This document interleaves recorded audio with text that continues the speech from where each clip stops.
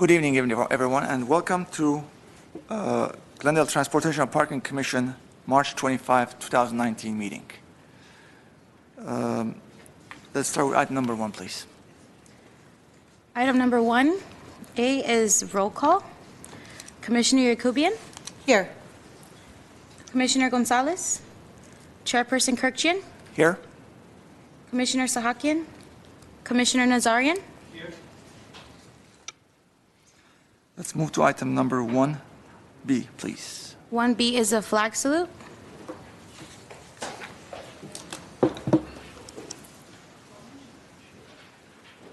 Pledge allegiance To the flag of the United States of America and to the republic for which it stands, one nation, under God, indivisible, with liberty and justice for all. Let's move to item number 2, please. Item number 2 is posting of agenda. The agenda for the Monday, March 25th, 2019 special meeting of the Glendale Transportation and Parking Commission was posted by Friday, March 22nd, 2019 before 5 p.m. on the bulletin board outside of City Hall. Let's move to item number 3, please. Item number 3 is oral communication. Discussion is not limited to items not a part of this agenda. Each speaker is allowed 5 minutes. The commission may question the speaker, but there will be no debate or decision. We have no oral communication cards. Let's move on to item number 4, please. Item number 4 is information only. Presentation of the Los Angeles Glendale Burbank feasibility study. Good evening, Mr. Chair and the commissioners. We have Mr. Furman with Metro. He'll be giving us a presentation update on the feasibility study from Burbank, Glendale, and LA about the metro stations. And the floor is for you, Mr. Furman. Thank you. Good evening, commissioners. I also have Jeanette Owens with me, who will also be doing part of the presentation. So, you should be looking at this PowerPoint in front of you, and it's called the Los Angeles Glendale Burbank Feasibility Study. And it's a planning feasibility study that's looking into the corridor between Los Angeles, Glendale, Burbank, and the Burbank Airport to look for opportunities to add more frequent rail service to the corridor, to better serve the communities in the corridor and transit-dependent populations. The study is also meant to look at recent growth in population and in particular employment in the corridor in the last 10 or 20 years, and to provide alternatives to the congested I-5 freeway corridor. Just to go back a step, if I may, there was a Metro Board motion a couple of years ago from Director Najarian, and he asked us to look at 4 different things. Whoa. Forgot about this. So there we go. So he asked us to look into making more frequent service improvements to the corridor, to the existing Metrolink service, to make it function more like a light rail.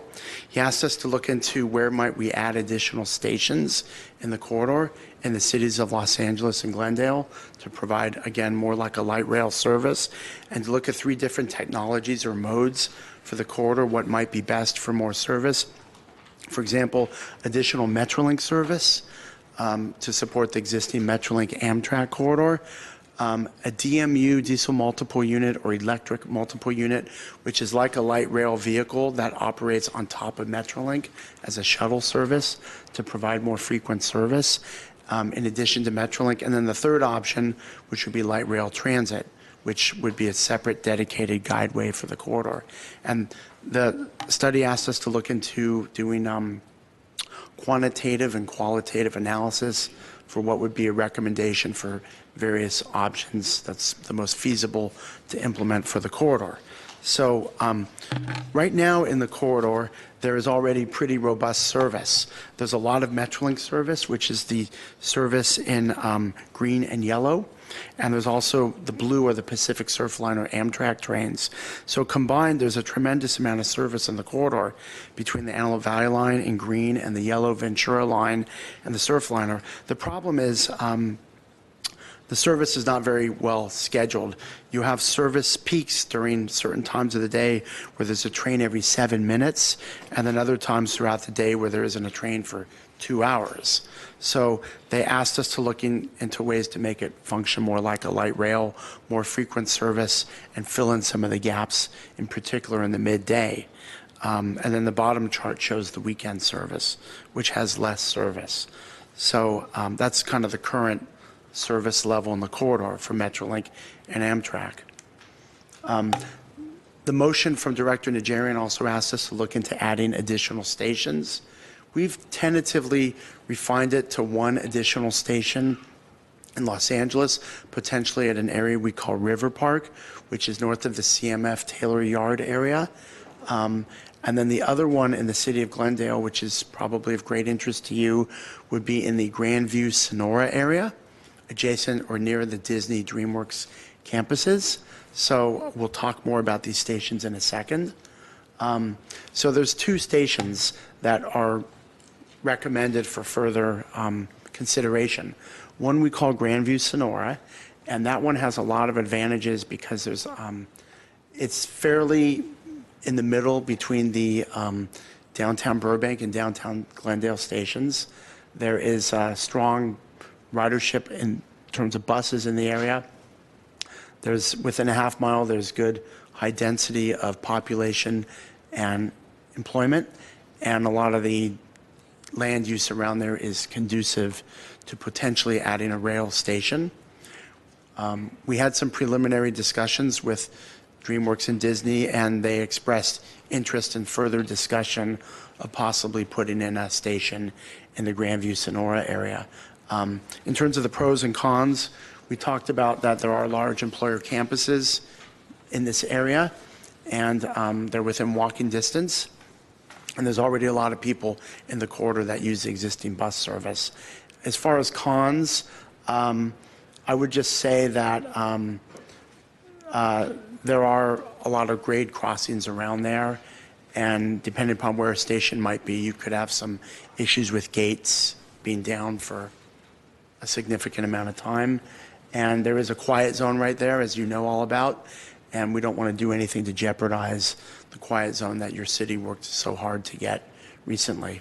So this is the Grandview Sonora opportunity for an additional Metrolink station. Another one is called River Park, which I won't spend much time on. It's in the city of LA. It's just north of the CMF Taylor Yard area, and there is a large park being built by the city of LA there. There is the Sotomayor High School in the area, and this is going to provide good access to the Atwater Village area when they build a pedestrian bridge in the future. So I won't spend much time on this one. There are some cost estimates for these potential additional stations. The River Park station in Los Angeles could be around $52 million. The one at Grandview and Sonora in your city could be around $23 million. Going on to the different modes, because the study asked us to look a lot at different modes for the corridor. So there were really 3 main modes. One was what we call locomotive haul coach, which would be adding more Metrolink or Amtrak type service for the corridor. A second would be a multiple unit train, which we call EMU or DMU, which is a light rail type vehicle that operates on the corridor right on top of the existing Metrolink Amtrak service. It's kind of like a shuttle, and it, in theory, costs less to operate. The vehicles are smaller. It's more like what you might call a shuttle service. The third option, light rail transit, which would be similar to our Gold Line or other light rail that we operate, which would be its own dedicated guideway. And there's a couple of options we have for light rail alignment in the corridor. So there are several different scenarios that we're going to get into in a little more detail now that Jeanette is going to share with you. So there are 6 different Metrolink scenarios for different levels of frequency of service, and there's the EMU, DMU, and then there are the 2 light rail scenarios. Good evening, Commissioners, and Jeanette Owens. This study is in combination with another study on the Metrolink Antelope Valley line. So this is quite a lengthy presentation, so I'm going to try to make it as quickly as possible, and just please I'll pause if you have any questions. But before I start this level of the presentation, are you familiar with the Metrolink service along the corridor? Have you taken it? Yes. Great. So although we're talking about 6 Metrolink scenarios, it's actually 5 Metrolink scenarios, the 6th one, or the first one being the existing condition. So if you look at this, our existing condition during the peak, anywhere between 6 a.m. to 9 a.m., you have roughly 25 to 55 minutes interval on the Metrolink service. Off-peak is roughly 60 to 90 minutes. City of Glendale is very, very lucky, mainly because you not only have what we call the Metrolink Antelope Valley line, which goes all the way to Lancaster. You also have the Metrolink Ventura line, which goes all the way to Moore Park in the Ventura County. They all stop by the City of Glendale. In addition to that, you also have our Amtrak service that stops by in the City of Glendale. So the only difference is that it's based on a time slot. So it's only in a scheduled time frame. So you don't have, or you can't rely on the frequency of service unless you memorize the schedule. So all the trains that comes in to the Metrolink Glendale station is roughly 65 Metrolink trains a day and 12 Amtrak trains a day. The operating cost, and it says $10.4 million, but $10.4 million is only for the Antelope Valley line. So this is still a draft study. We'll add, there's an additional cost to operate on the Ventura line that goes all the way to Moore Park. So this is really the regular service between Los Angeles Union Station all the way up to Lancaster. It's roughly 2 hours and 8 minutes from end to end.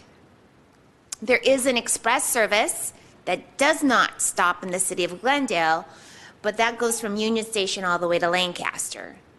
And then you have what they call short, which just runs frequent trains in between, that goes from Union Station all the way to Santa Clarita. So as you can see in the bottom, those are all the train stations on the Metrolink system on the Antelope Valley line.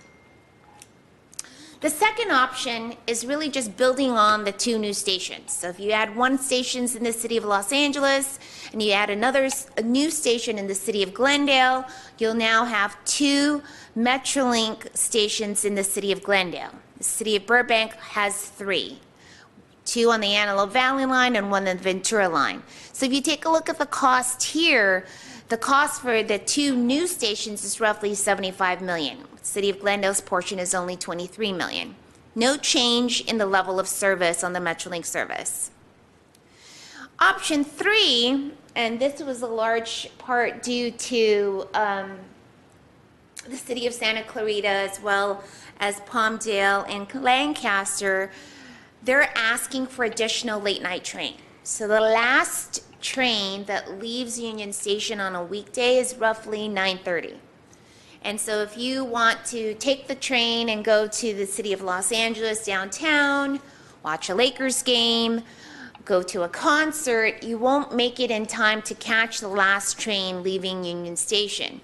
So this additional late night train can be provided. We're going to do a survey in May to determine whether that train leaves Union Station at 10:30, 11, or 11:30, to determine whether or not there is a demand to have it during the weekday or just focus on Fridays and Saturdays. We are moving forward with adding a late night train that leaves at 11:30. It started last week Friday, if I believe. So last week Friday we added a new late night train on the San Bernardino line that leaves Friday night at 11:30. So this is the same scenario that we're studying, that if you were just to add a late night train leaving Union Station between 10 to 11:30 p.m., weekday or Friday and Saturday, there is no additional cost in O&M. A slight cost, it's only $600,000 a year in O&M. And then if you were to tack on the new stations, that's when you see the cost for the new stations. The next scenario is looking at hourly service, bi-directional service. So what does that mean? When Jay initially gave you an overview of the Metrolink system, he indicated that it ranges anywhere between 50 to 90 minutes gap in between during the off-peak. What this option does, it provides hourly bi-directional service during the off-peak. So in the morning, you'll still have your regular schedule, and every 30 minutes, every 20 minutes coming into the city of Glendale. And then during the off-peak, you'll know you have a guaranteed train every single hour, bi-directional. So this level of infrastructure does require additional capital cost improvements. The Antelope Valley Line, the Metrolink tracks north of Burbank is largely on single track. So what does single track mean? It means it's a one-lane road that has bi-directional traffic. So you know that if there is another train that's coming in and has a meet, one has to park aside to let that train go, depending on what direction. So that is the constraint of the Metrolink system on the Antelope Valley Line. So in order to provide an hourly bi-directional service during this time, we just need to increase the double track on where they turn. And that increase is roughly in the Balboa area, right in Los Angeles, between Los Angeles and the city of Santa Clarita. By doing that, we can still provide a time-slotted hourly bi-directional service. And that capital cost is roughly $42 million. The increase in operating costs is just a slight increase, less than about $500,000 a year. Option 2 is increasing it further to 30-minute bi-directional service. So you wait on the train station and you'll know you'll have a Metrolink train going north or south every 30 minutes. This requires a significant amount of investments because you need a significant amount of double track. So that's anywhere from Los Angeles all the way up to Santa Clarita.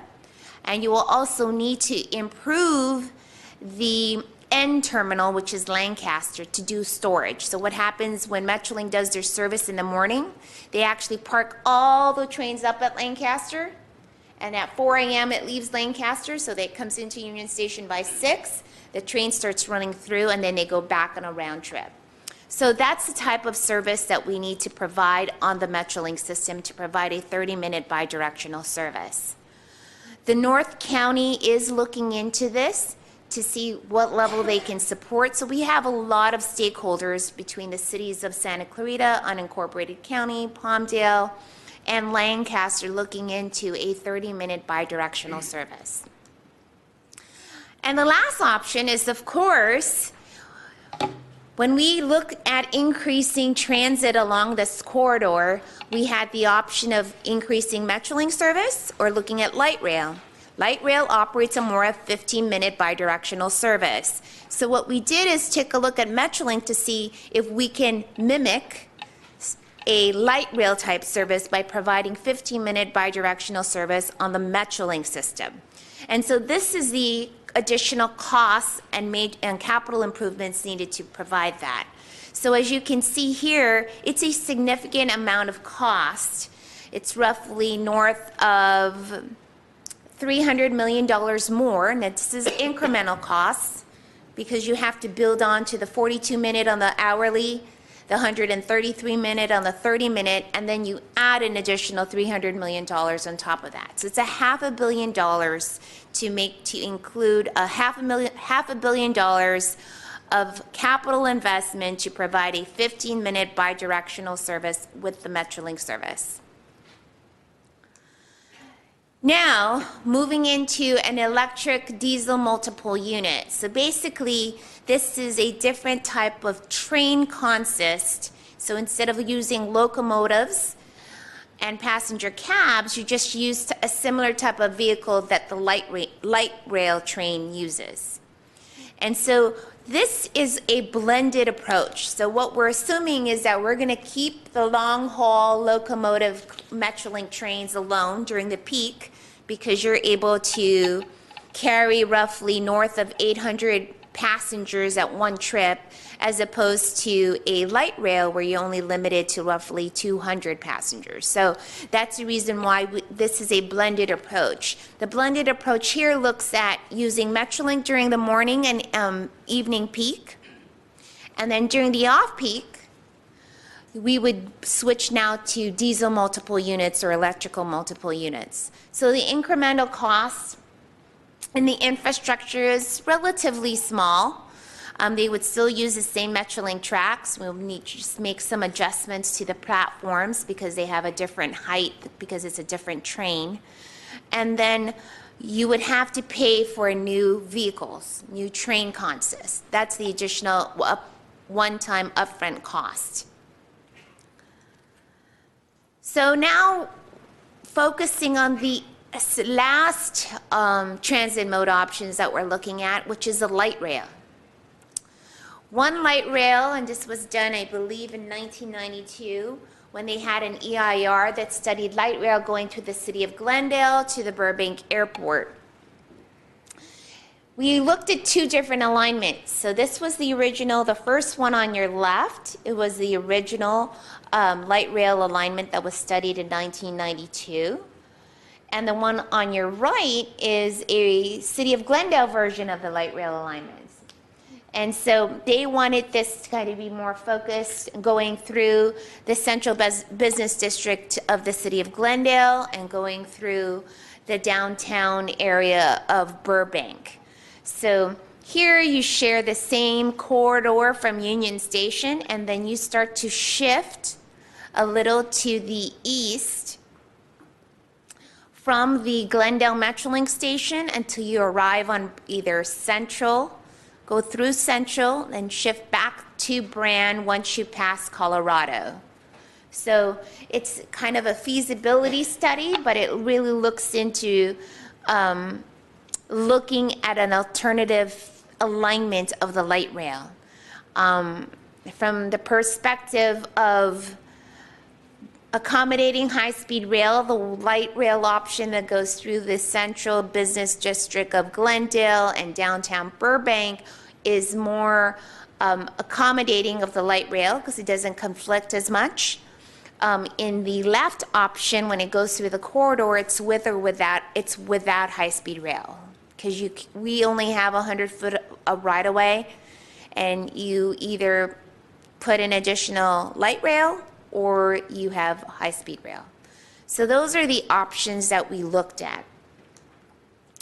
Now, if you look at cost, obviously the light rail alignment is the most expensive of all the options, mainly because in light rail, you are not able to use the Metrolink or freight tracks. Light rail has a different crash compliancy, and so they are on a separate dedicated track. So you would have to build a whole new track, you have to build a whole new platform. So as you can see, just based on our light rail build out that we're doing, extending it all the way to Pomona, and our study that we extended it all the way to the city of Montclair in San Bernardino, that's roughly the cost of a new light rail. So this is roughly a 12-mile stretch, so it's a little bit cheaper than that, but it's roughly in the new light rail of anywhere to $3 billion to $5 billion. So now we're just combining all the options that we looked at. The first three options is really just existing service. So option 1 is existing Metrolink service today. Option 2 is just adding a late night service. Option 2 actually is just adding the new stations. Option 3 is adding the late night service. And then option 4 is when you start to shift. Regular hourly direction. Option 5 is regular 30-minute service. And then option 6 is 15-minute bidirectional. And then we compare that to an electric DMU and blended approach with the Metrolink service, and you have that on the eDMU. And then the light rail corridor and the downtown Glendale corridor on light rail is roughly 10 to 12 operating and maintenance costs. But you can see if you look at the incremental cost to improve, it's significantly high. It's a $5 billion project for the light rail either or, $3 to $5 billion. So where we are in the feasibility study, we are now conducting, we meet regularly with a stakeholder group, and now we're gathering ridership information, and so we're hoping to finalize this draft report soon so that we can submit and perhaps receive some feedback. And then we intend to present to the Metro Board by late fall of this year. And that really wraps up my presentation. I'm here to answer any questions that you may have. And this is really the next steps that I just briefly mentioned. Commissioners? Any questions? Mara, any questions? I mean, you're going to be doing that in your follow-up with the feasibility study, but the one blaring question for me was the issue of the ridership.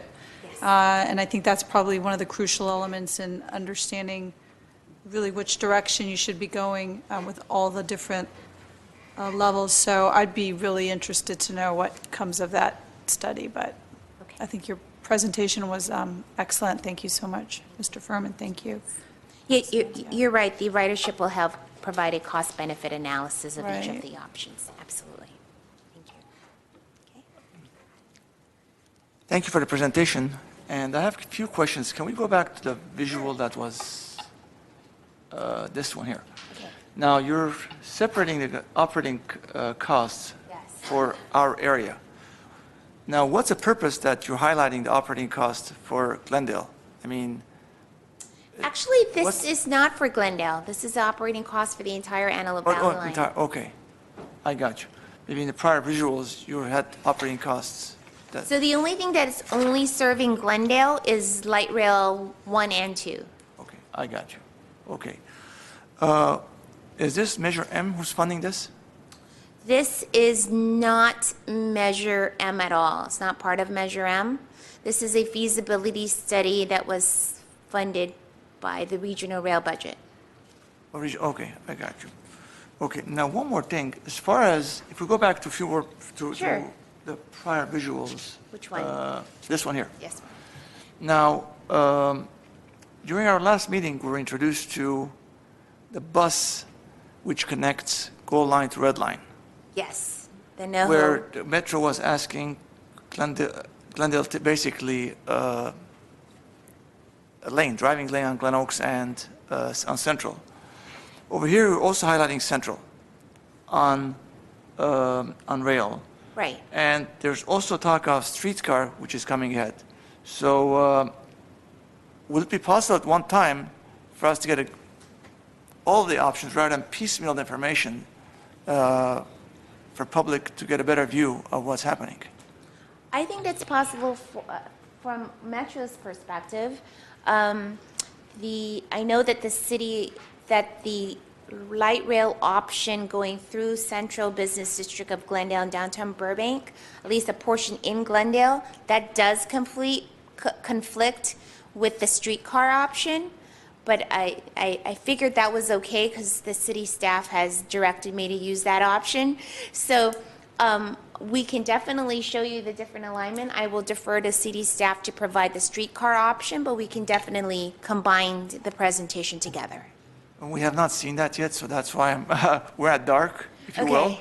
So, and we don't want all the stuff that pushed over and there's overlap. I'm sure the city staff will be overseeing that, but we don't see any overlap or lose street lanes. Okay. If you will. We can definitely do that. We can have both the NoHo bus option. So in these scenarios here, this actually works and it's compatible with a NoHo bus option. We had originally looked at we were asked to look at something that kind of overlapped with the NoHo, but with these two options, it actually complements the NoHo. So you're able to provide more transit connectivity to the city of Glendale, but we'll definitely put that, the next time I come to present to you, we'll definitely put that and give you an overview of it. Absolutely. A question popped to my head. So going back to the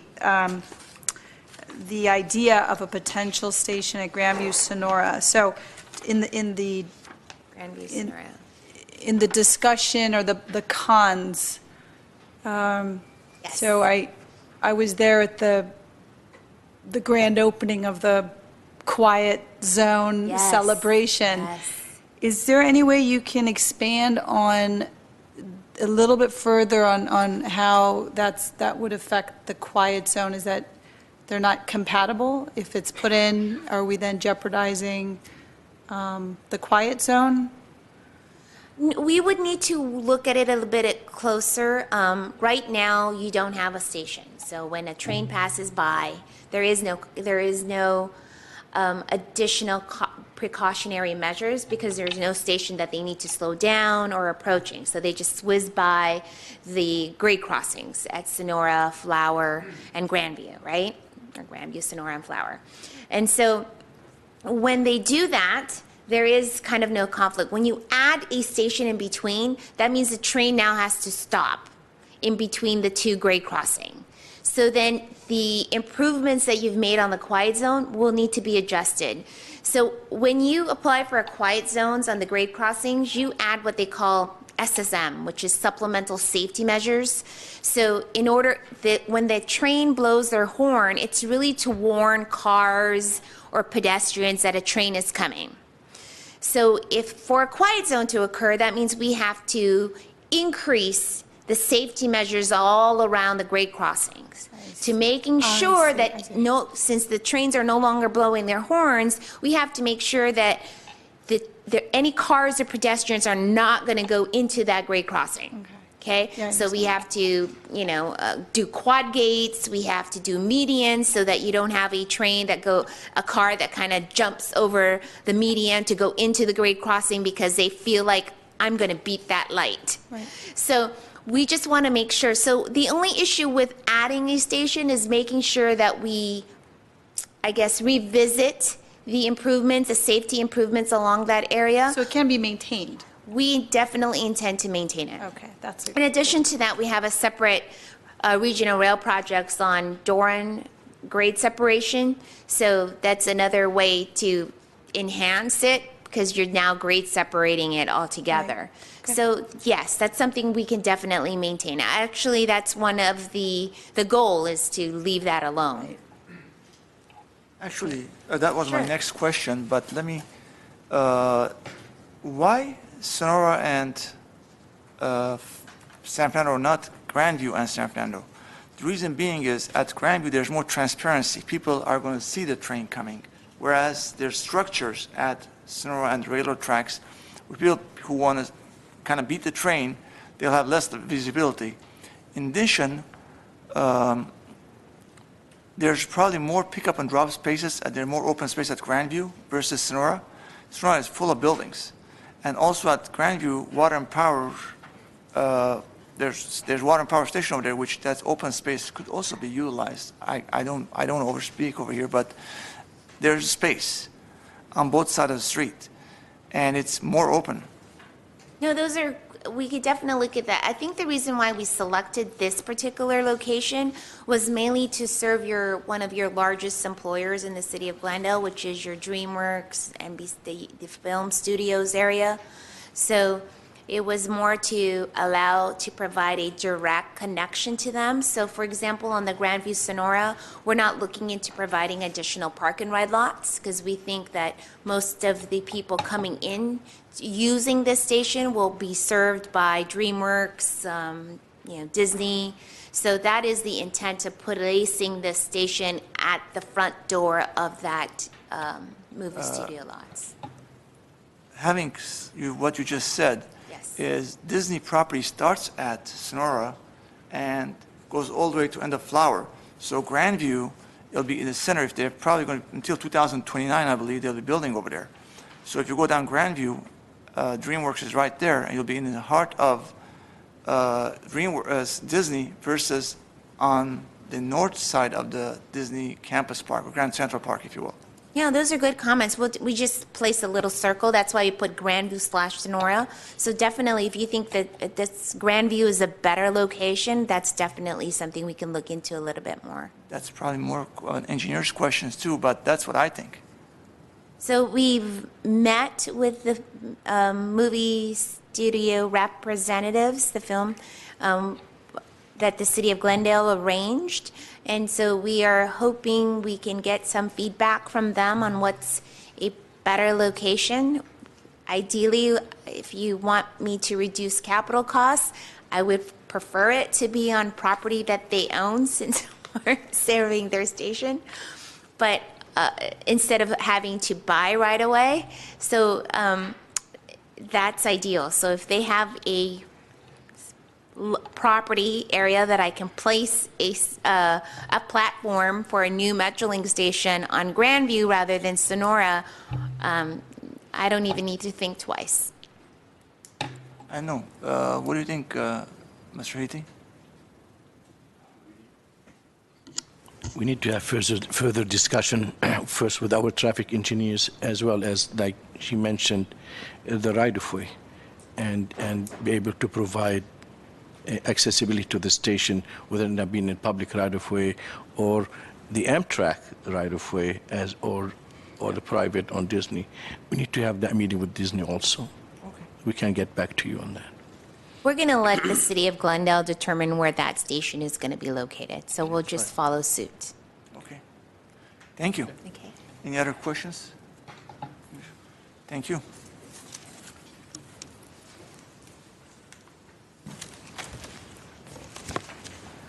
Let's move on to item number 5. Item A. 5A is proposed preferential parking for the 300 block of Lafayette Street between Colorado Street and Dixon Street.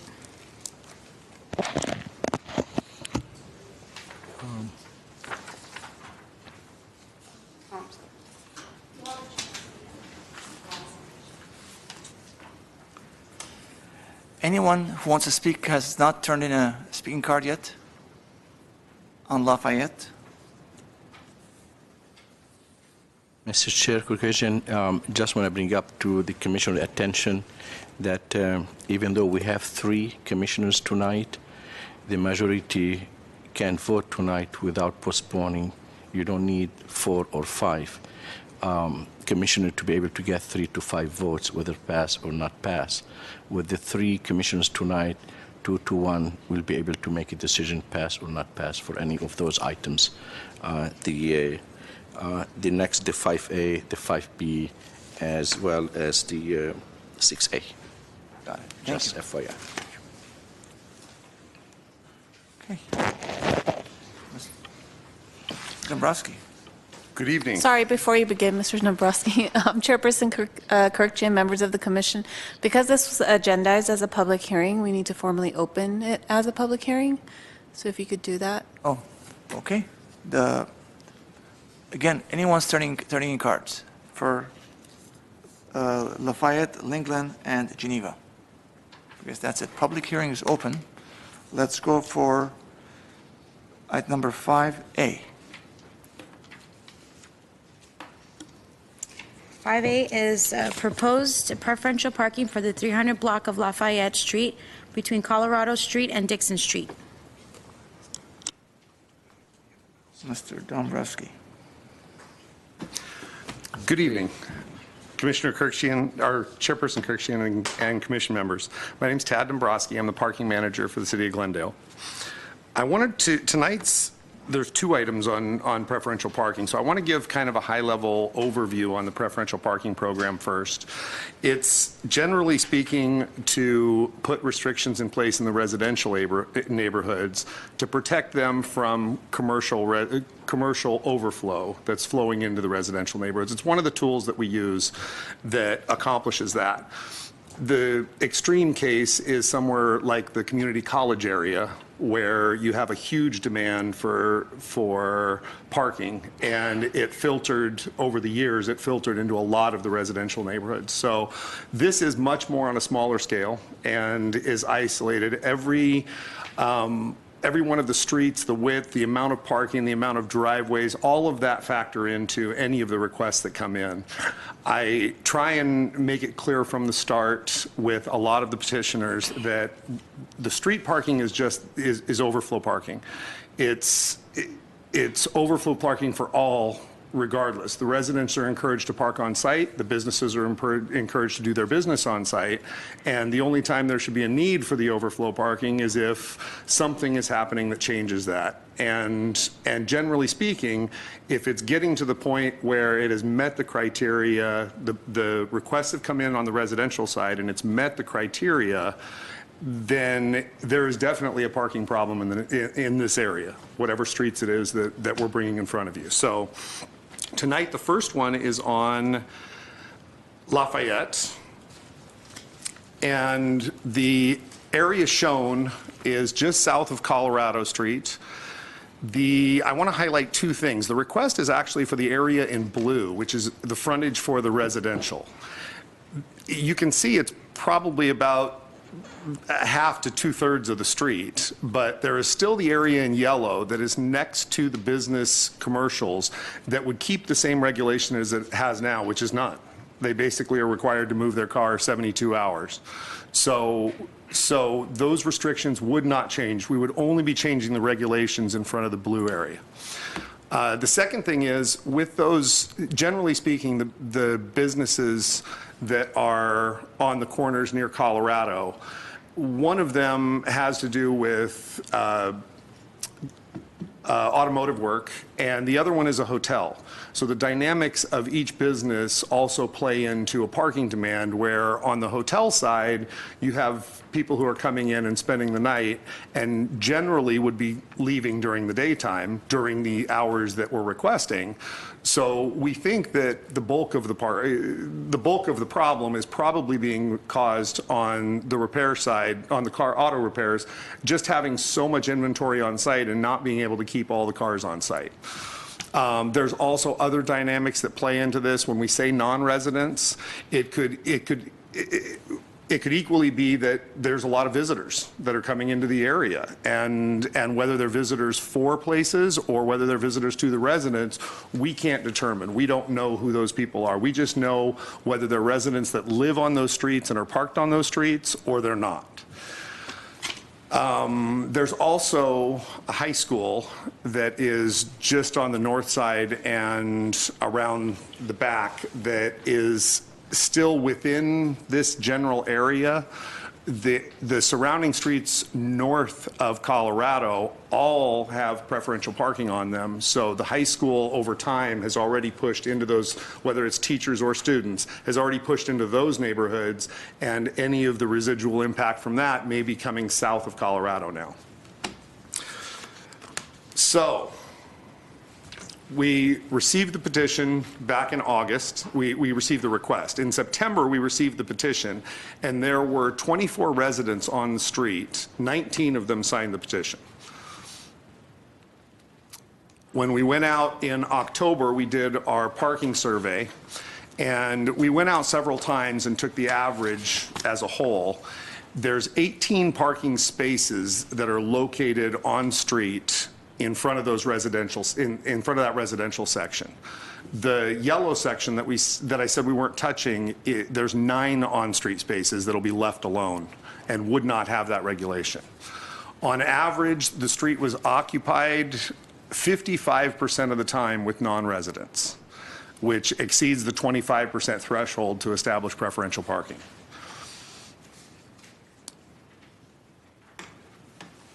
So the preferential, once again, just to recap, the preferential parking would only be on the section that's outlined in blue currently, and would be in front of the residences themselves. That concludes the presentation. If you have any questions, I can take them, or if there's any comments from the public. Any questions? Yeah, I do have, oh, Ted, thank you very much for that. My question about the automotive shop, do we know of those vehicles? So I'm assuming the 55% non-resident is coming, are they 100% coming from that shop? Is that where or is it hard to say? Commissioner Yakubian, we really don't know. You don't know, I know. We don't have the staff to stay out there 24 hours a day to figure it out. But of the vehicles that you saw, I mean, are they, if you're in a shop and if it's overflow, one would suspect that those vehicles are there for quite a significant amount of time. It's not a, 5-hour stint. It's going to be, we're talking maybe days. Did you encounter that in this situation? Did you get a sense of data, and did you get an idea that perhaps some of those vehicles could have been enforced by our 72-hour abandonment code? That's a great question, Commissioner Yakubian. We did look at the vehicles themselves. We took comments from the petitioner when they requested this and said, this is where the problem is.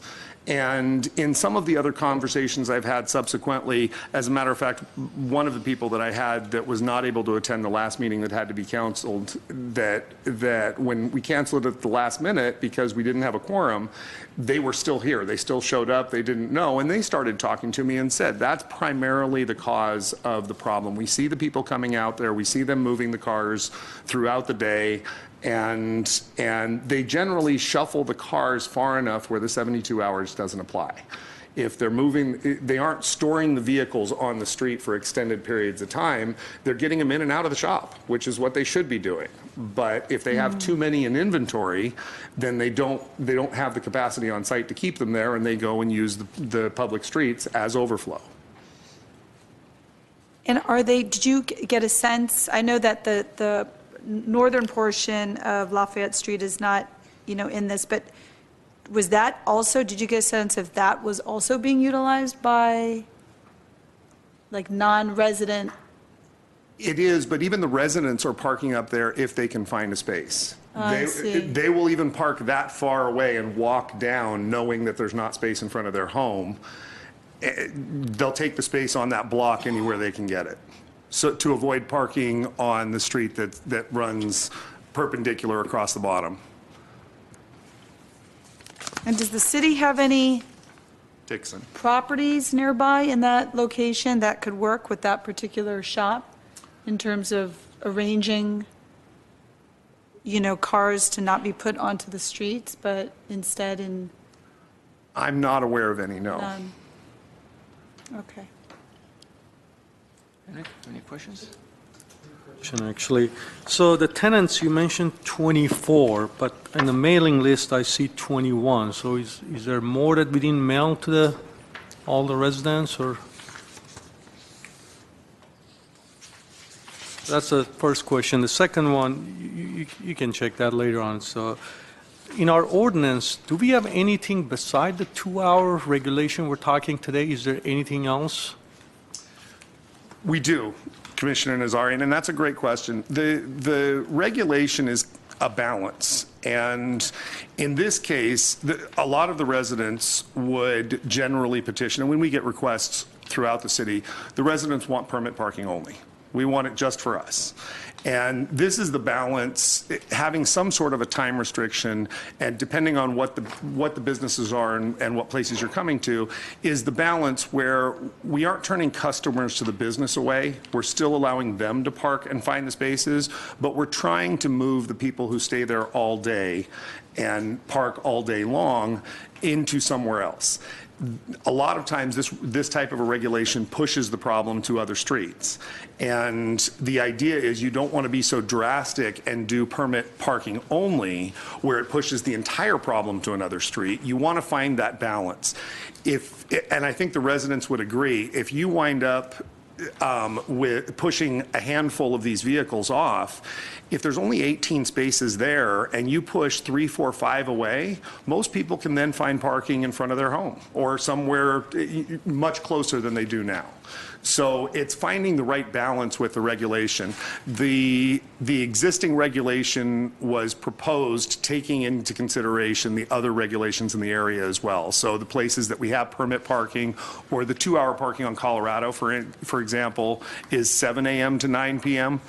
or to 6 p.m. So having the regulation end at 6 p.m. seemed to make sense. And the problem wasn't as much for those morning hours as it is for during the daytime and lunch and from the 9 to 6. That was really the core time.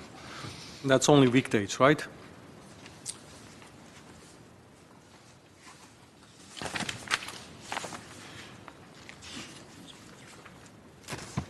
I want to double check, but I believe yes, Monday through Friday.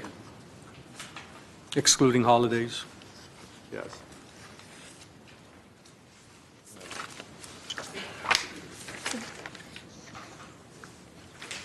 Yes. One last concern I have before we even decide on this. Between the blue and yellow area, it's always the confusion where that border is. So I guess in this case, maybe the resident in front of it makes it a little bit more clear, but the signage needs to be pretty accurate there. Before we brought this item and proposed it, we went out and looked specifically at the signage and where we could make a clear delineation between the two. So we'll have a sign at right where the blue and the yellow meet. There will be a sign with an arrow that states this is the regulation going this way. Thank you.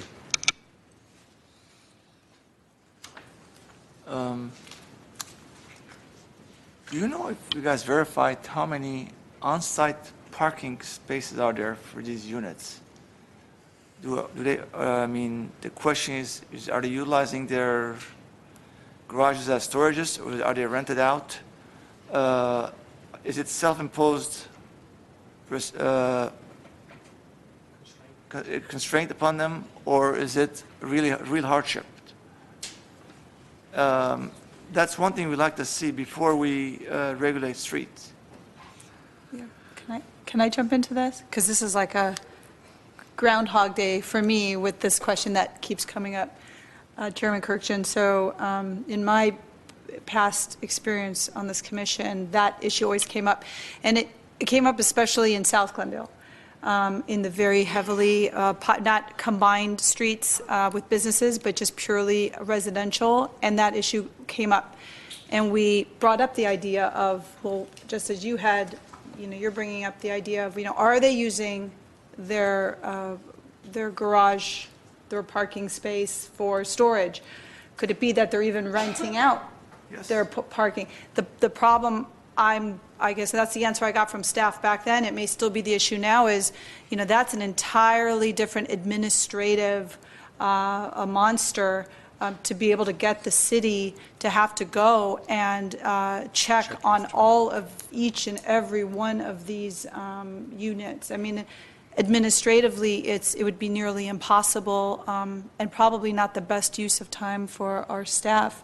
But that would be my, just from my experience and what I've been told in the past. But Chairperson Kirkjian, yes, to answer your question, it is very challenging to see. We have required in the code, and we send it on the letters that we send out notifying people of the request for preferential parking. We actually even included on the petition that says if you're using your garage as storage, if you aren't maximizing your own parking, this request may be denied. On the practical side, we can't go out and look in garages. We can't go onto the private property and open their garage and say, are you using this? So it becomes very challenging to enforce it.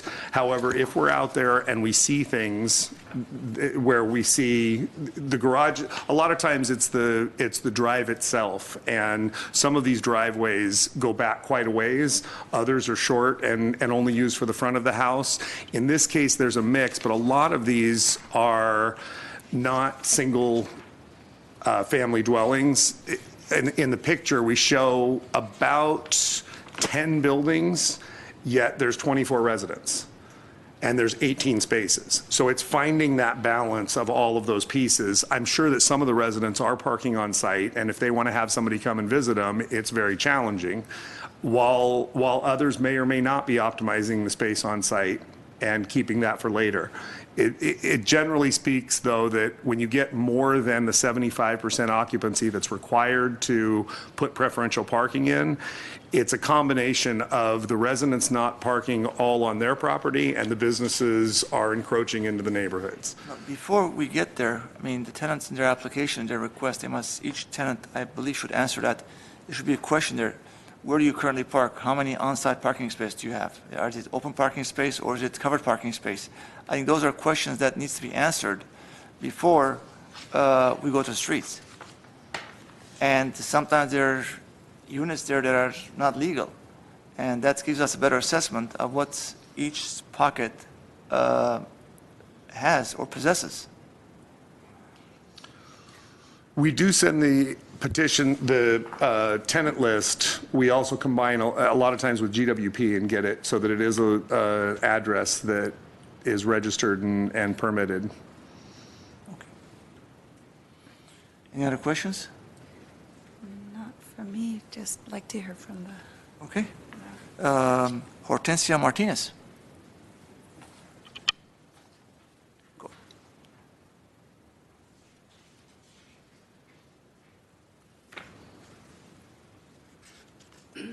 Good evening. Good evening.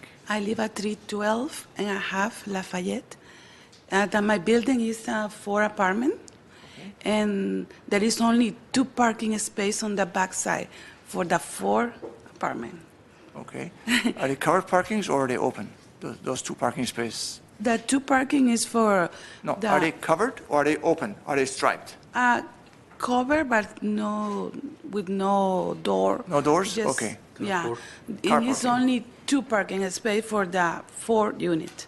Gotcha. I have a van that is really big. When I was trying to park on the back side a long time ago, like 5 years ago, I crashed my van on the wall, and then that's only my husband is using to park the small car on the back. I have my mother that is 85 years old in a seniors building. Sometimes I have to go and check her if she doesn't answer the phone. I have to go and check at the building. And when I come back, probably in the middle of the night for something, is not parking. The last week, I saw a gentleman from Anco Parking, the business on the corner, that he left his truck 2 days. His truck, 2 days in front of my building. And I had to go and park in the street in Colorado. That is only 2 hours, and come back because he left his truck 2 days over there. It's really, sad that we sometimes, like a mother and I'm outside on the Colorado looking for a parking, and I'm really scared. My husband go to work at 4 a.m., and then I cannot make him to park my car at 10 p.m. or 11 because he's sleeping already. And there is many other people on the corner from the hotel that probably stay more than 3 days there, and they don't have enough space in that hotel. And even in the Anco parking, the workers, as the employees, as the visitors to go and fix their car, always in our street. It's really hard. Thank you, Ms. Martinez. You're welcome. Thanks for Any here. questions for me? Naira Zohrabian? Good evening. First of all, I would like to thank all members of Commission for allowing express our issues. So I'm a resident at 319 Lafayette Street, and first of all, this parking issue has been going on for about 1 year or 2 years. It's starting happening lately, and this is more likely commercial parking issue because the residents, for like all residents, I can tell it's very prejudiced by the neighboring business parking, vacating our parking spaces. And also, first of all, I am a mother of 2 minor kids, and sometimes, like after work, I would come home like at 8 p.m. or 7 p.m., and I would literally like go around like 15 minutes, 20 minutes just to find a parking space to park. And my elder son is like, he's 4 years old, and it's very hard to find a park. And I would sometimes park like a block or 2 blocks away just to find a parking space. So this is really prejudicial, especially out of, as Mr. Dabrowski stated, like 20 out of 24 households, 19 signed the petition. So they are all like willing, they are aware of the yearly fees that's going to occur, the payments, and they joined the petition, and they would like to proceed with the petition if you would like. And especially based on the GMC code 1036-30D, if as the report shows, like the occupancy of 50% and more, we should be getting the preferential parking spaces in this case. And we would really appreciate if the current resolution will be adopted. Ms. Nazarian, is that your name? Zohrabian. Zohrabian, I'm sorry, Ms. Zohrabian. So from what I hear from you and the previous speaker, Ms. Martinez, you're having problems at night.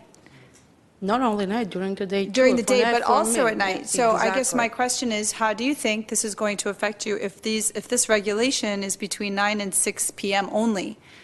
After 6 p.m., am I to understand it's free for all, anybody can park their vehicle?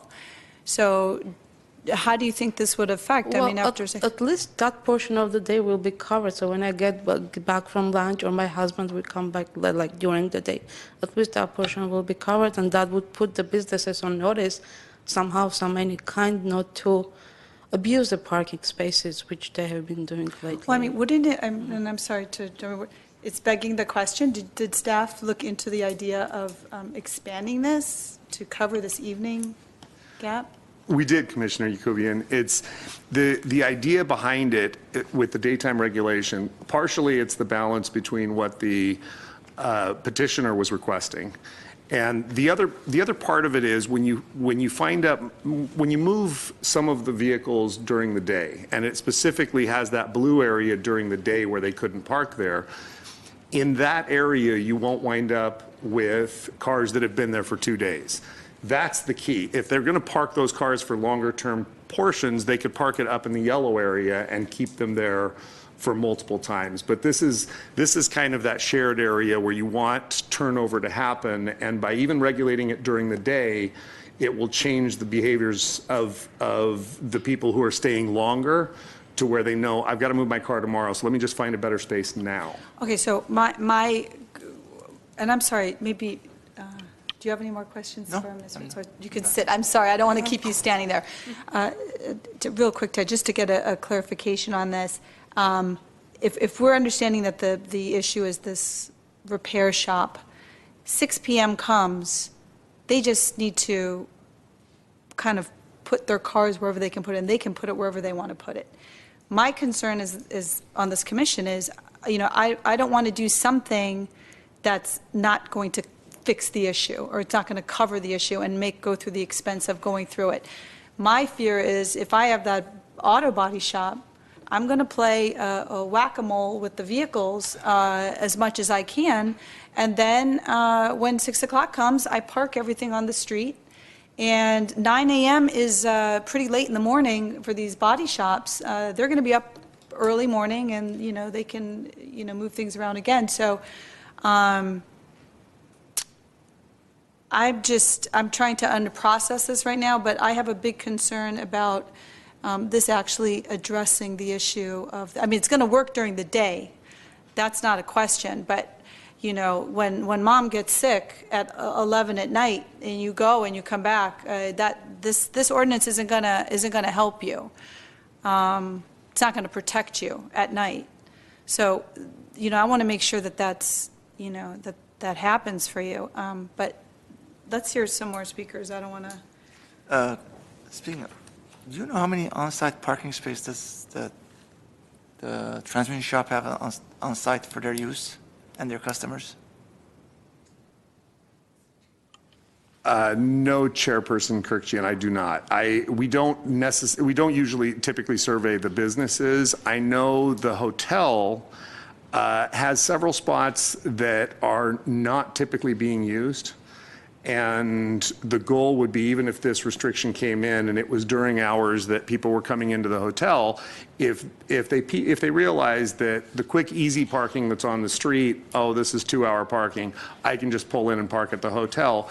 If you get 2, 3, 4 of those, it creates those 2 or 3 or 4 parking spaces for the people who are coming in later in the evening. So the idea isn't to do the drastic change where, that we were talking about, extending the regulation to later on, or doing permit only, or doing something like that, where then nobody else can use the parking and other than the residents in front of the neighborhoods.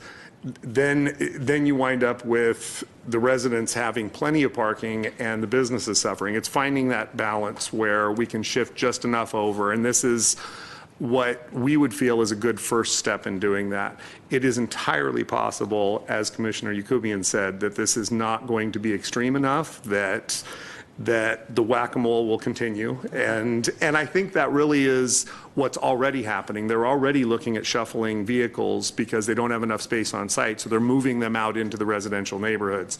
This may be something where they revisit the way that they're doing their business and tell people, you know what, bring us that vehicle tomorrow because we aren't going to be able to work on it until tomorrow, instead of sure, drop it off today and we'll just put it out on the street and impact the residents. So the hope would be that there would be enough of a change in the way they do business that this would encourage them to have a few more spaces for the residents on street.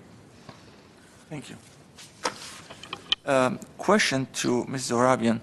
How many parking spaces are there on your building? How many units, how many units is the building and how many parking spaces do you guys have?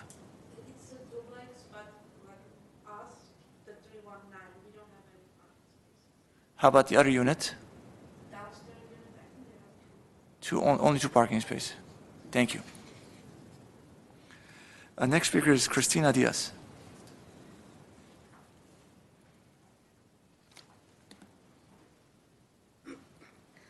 Good evening. I live at 313 Lafayette, and just hearing some of your comments, I could kind of answer a few of your questions. On the yellow zone, on the AMCO side, it's 4 parking spots. Where the AMCO is It's on the west side of the street. 1444. Yeah, it's on the west side of the street. Okay, go ahead. Okay, so that's 4 parking spots in the yellow. Okay. And then the yellow side on the other side is 3 parking spots, and then part of that is red, like red zone, like the corner is a red zone. Also, okay, so in my case, I work early in the morning, so I have to leave before 6 a.m., so it's dark still. So if I get home too late being like after 7 o'clock, I'm gonna be doing little rounds to try to find a good parking spot. Because I don't wanna park farther than Domino's Pizza, because that's a long walk for me in the dark, and that's kind of like, that's not very, I don't feel very safe like walking around that late or that early in the morning when it's dark. So I try to, when I get home from work, if I find a parking spot, I'll leave my car there, and then any errand I have to do, I'll take a Lyft, because I don't want to leave my spot. So I do notice that the mechanic shop, the AMCO, is the main culprit, I guess. I do see some of the same cars that are being worked on, also the employees' cars. So like around 5, I'll see some of the employees' cars leave, but some of the other cars that they're working on are still there. I would prefer to have like overnight only residents, but I mean, this is, I guess, a start to have, just the hourly change. Hopefully that would help something. And then also he had mentioned about the high school. So in the fall, when it's like football games or graduation, they do tend to, our street gets filled where we can't come home till like 10:30, 11. Unless you came home at 3:30 in the afternoon, then you better stay out and go to the Galleria or whatever, because you're not going to find parking at your house. But those are once in in the fall, it's every Friday, because that's the football campus. So it's like we're on the side where the football field is of the high school. What else? I feel that most of the buildings, they're not like one residential, one unit. Most of them are either like converted duplexes, like ours is a duplex, and it has a back house, so it's 3 tenants, pretty much. And then we have a long driveway, but only the 2 tenants park in that driveway. So I can't park my car in that driveway, because also it would be like hard for us to get out of there, since, you know, we have different schedules. So most of us, if we're not in the driveway, then we're on the street, pretty much doing merry-go-rounds, looking for parking. Any questions? Yeah, can I ask, does anybody know how late that AMCO is open? What are their 8 hours? to 5, Oh, it is 8 to 5. on Saturdays too. Your triplex has no parking, basically, as the driver. It has a driveway, and so the bottom neighbor, she parks in the driveway, and then the person that lives in the back, they have their car, I think, further.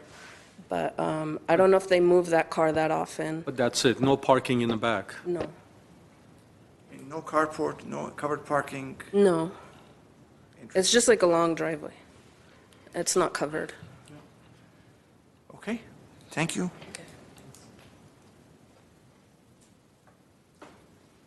Is that it for the cards? What's that? Is that That's it? it, that's it for the cards, yes. speaker cards? Okay. Can I ask, I mean, this is a mini version for me of brand cars on Boulevard, Brand Boulevard. I mean, I don't want to make a light of it, but I get really incensed when I see a business taking advantage of residents, capitalizing financially, and that the first ones who have to suffer are people who are just trying to, you know, live their life. And this really upsets me.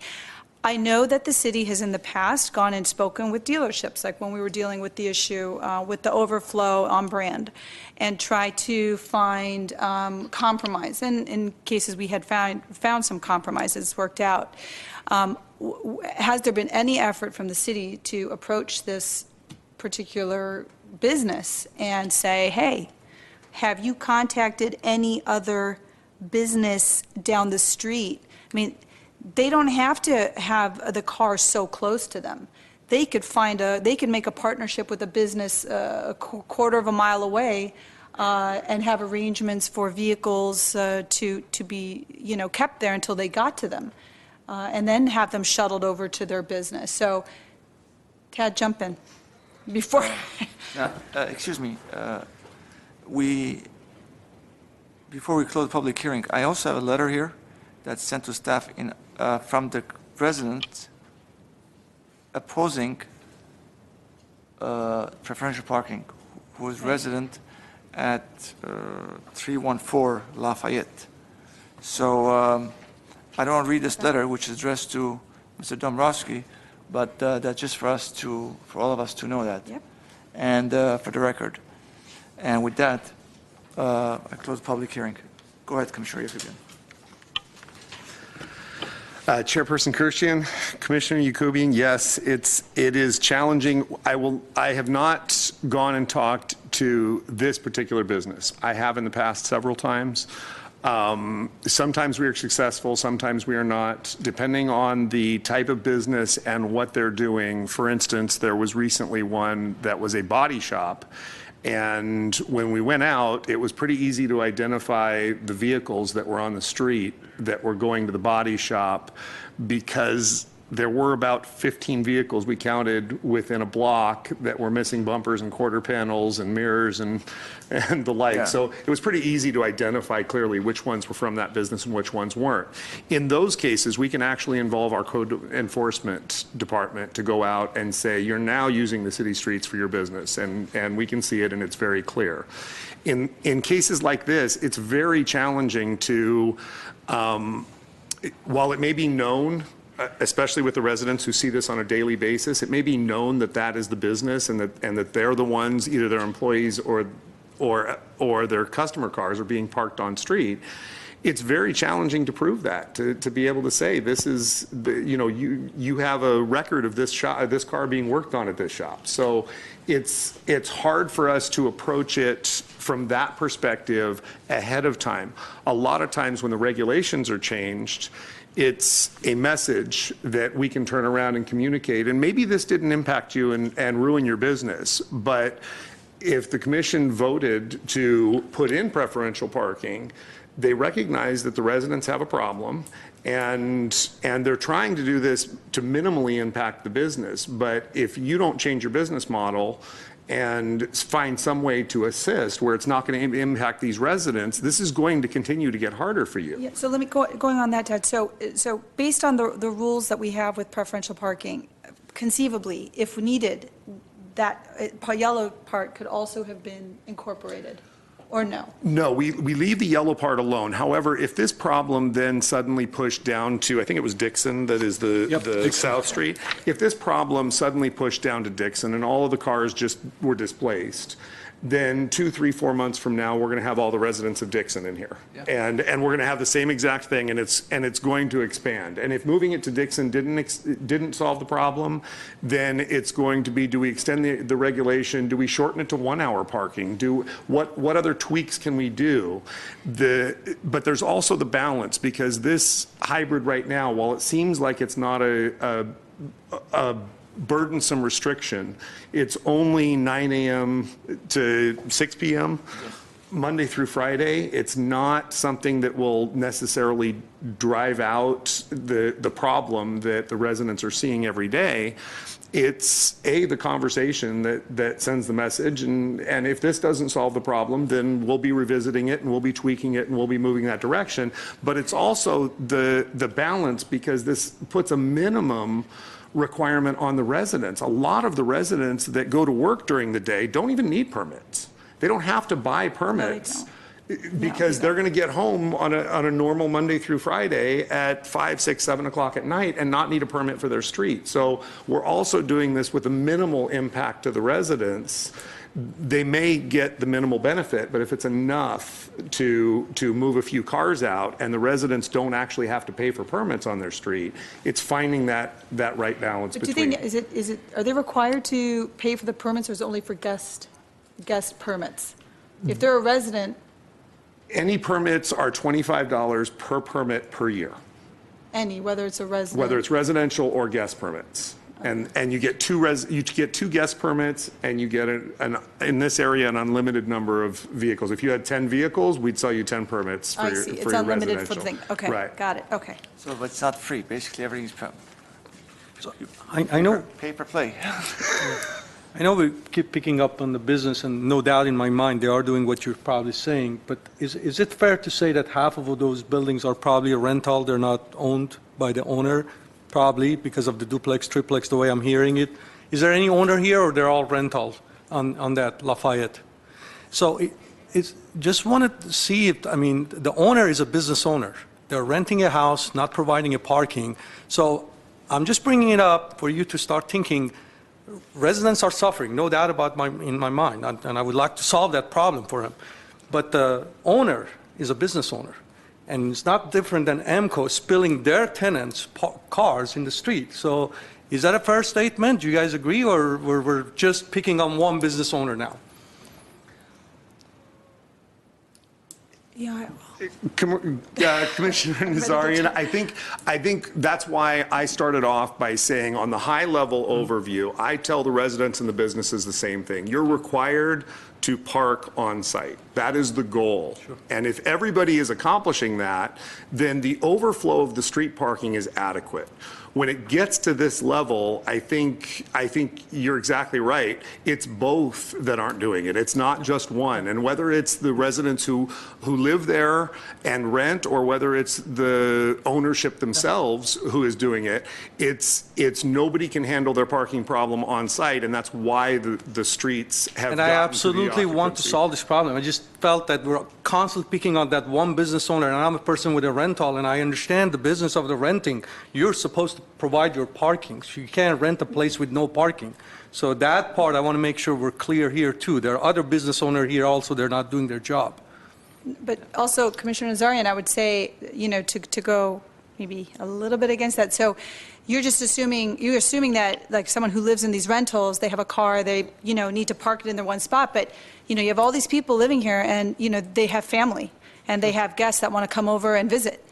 So do we not, how do we measure it? Do we measure, to me, that seems like a basic necessity of life, to be able to interact and have the visitation of people, and, then you're balancing the need of a business who, quite honestly, if they're doing that well, that they need to park a bunch of cars on site, they should look for another building. Sure. We have beautiful industrial areas in Glendale that they can go and increase and find a new place. So I with all due respect, I don't buy that. I think I believe the burden, especially when you're in an area like that, I think it goes more heavily on the business. But that's my thought. We Mr. ready to- Dabrowski, being parking manager, one of the things that I came across recently is people being public, is parking their cars at large parking spaces like Ralph's Supermarket here throughout the day, taking a bus, going to work, coming back, and they're occupying, which is occupying private parking spaces, for public use, sort of. I'm sure at a Ralph's, which you have the parking at the corner as we see, and Ralph's also has underground parking along Dixon. They have plenty of parking space. Is there any way they could be contacted so no abusers of that lot for their personal use, and maybe you can have AMCO make a deal with them and go park over there at Ralph's? Chairperson Kirkshian, yes, the private businesses can do what they want generally with the private parking that they have. So something like Ralph's, typically a grocery store will overbuild parking. They don't need as much as they usually have. It is completely up to them whether, if somebody is ride sharing, is a very typical thing. 4 people will meet there, and then they'll all drive to wherever it is for the day and ride share to work. Whether or not that's being allowed is completely up to Ralph's. If they have excess parking, I would typically go to, at the conclusion of something like this, if preferential parking were put in, I would typically go to the business owner of AMCO and have a conversation with them and say, look, this is starting. We've realized the residents are impacted, and obviously the commission, if that's the direction it went, voted to put in preferential parking, so this is not going to go away. My suggestion would be contact Ralph's or the Eagle Rock Plaza, which is just down, probably a quarter mile down the way, and would definitely have extra parking, and make your deal there. You could park 10 vehicles. It would be just enough for you to get that burden off of this. And if those things work, then the regulation is almost irrelevant at that point. This has kind of started the conversation down that road. I agree. Okay. No. So I'll go ahead and make a motion. Go ahead. So I'll go ahead and move a resolution approving the establishment of a 2-hour, 9 a.m. to 6 p.m. Monday to Friday, except by permit, parking restriction on the 300 block of Lafayette Street between Colorado Street and Dixon Street. Second. Roll call.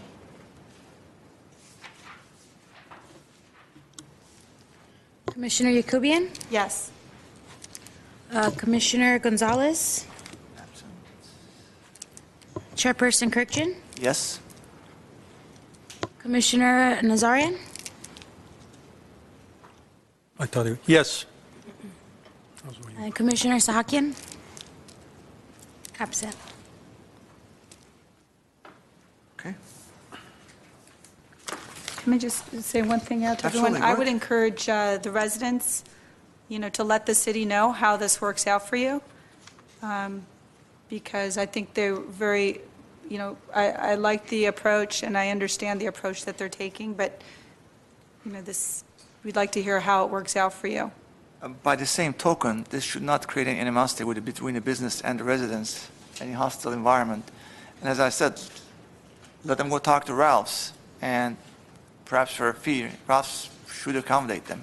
I don't think they need 20 parking spaces. They need 3, 4, 5 parking spaces at best. That's what's causing the hardship.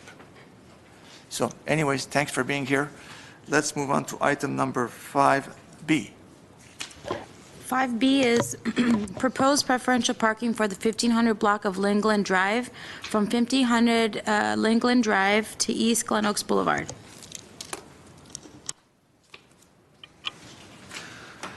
So this item is preferential parking again. This is on Glen Drive, and this is a little different area. The medical center that is on Chevy Chase it seems to be full all the time. And we have noticed, even when we were doing the surveys, that there's plenty of people walking from Glen Oaks down to the medical center.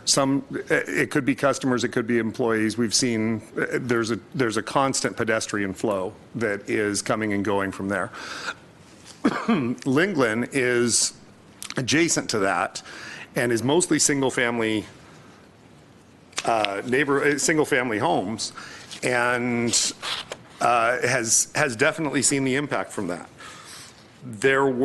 We received this petition back in September, and very quickly the petition was turned around and given back to us, with 81% of the residents signing the petition. There are 19 unrestricted curbside spaces located in front of the residential units, in front of the 11 residential units. So with this one, you're looking at 11 units and 19 spaces, which should be adequate for any single-family residential neighborhood. On average, 94% of the vehicles that were parked there were non-resident. So it really shows you that this is not visitors that are coming to the 11 residences. This is more than just that piece. So there is the balance thing, I think, for this is also key. If it's employees who are parked there all day long, there's no turnover in the residents that are coming during the day to come home for lunch, or who are retired and want to go to the store, can't really do that without that space being full again. And finding that same balance that we were discussing earlier, where you don't drive all of the business away. I think if it's employees, likely there is parking further up Glen Oaks that would not be as impactful to residential, because it's a hillside. And so you really can't, on the west side of Glen Oaks, as you go up further, it's really a complete drop off, and there's only one side that has homes on it. It's only the east side that has homes. So that concludes the presentation. If you have anything else, any questions, please feel free, or if there's anybody here for comments. Any questions? One quick. Yeah, go ahead. Has the staff looked at preferential parking for only one side of the street ever, or we always look at both sides at the same time? We have looked at it for only one side of the street, and that may be the balance. For this particular one, it was just easy. It's always which side do you choose? And then for this particular case, with the 2-hour restriction, it really is more to see if you're still, if the customers are being impacted and the customers continue to park there, you'll get turnover. It may still be full, but 2 hours later, somebody's going to be done with their office visit, and it'll be new cars coming in. And typically, after these new regulations are in, we will go back out and take a look at it and see whether it's working. We definitely want to hear from the public on all of them, and whether they're having the impact that's desired or whether they're not, and get that chance to adjust it if not. Can I ask you, does staff have any thoughts on the residents that submitted a letter in regard to this issue? On Lee Ridge. And on Lee Ridge. So sorry. Let me repeat that. Do you have any thoughts on the concern or idea that was brought up by one of the residents about, extending this into the Lee Ridge Terrace?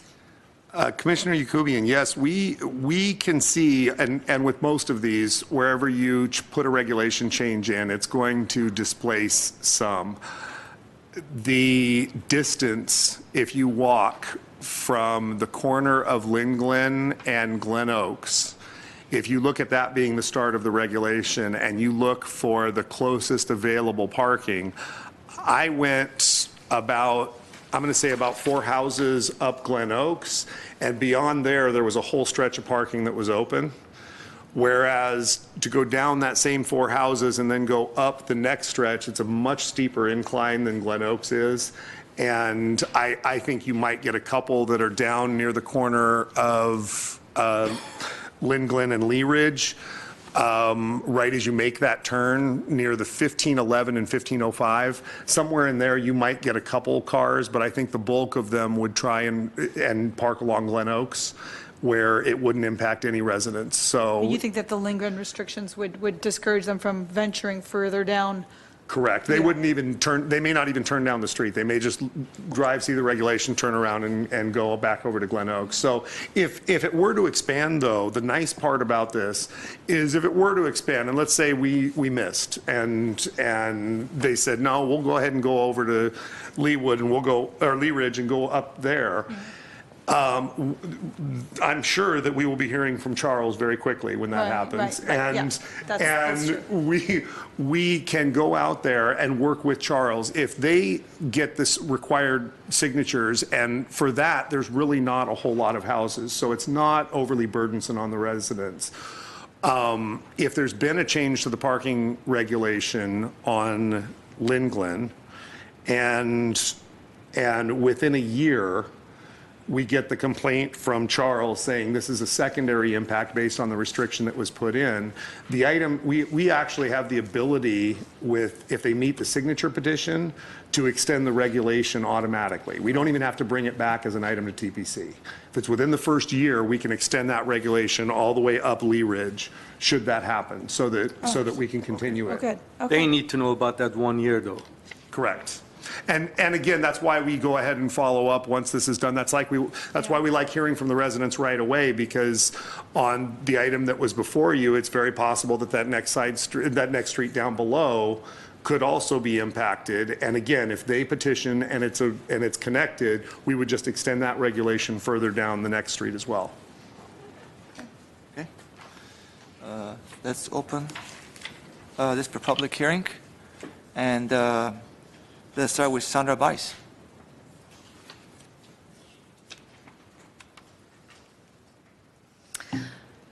Good evening, Commissioners. My name is Sandra Bays, and I'm a resident on Lynn Glen Drive. I want to thank the Commission for considering this proposal and state that we are strongly in favor of it.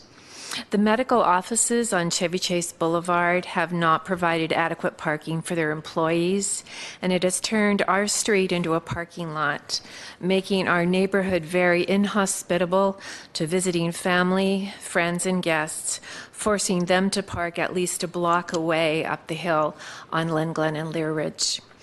I believe it has also negatively affected our property values, as we have become a neighborhood with simply no place to park. And we would greatly appreciate the passing of this proposal. Thank you.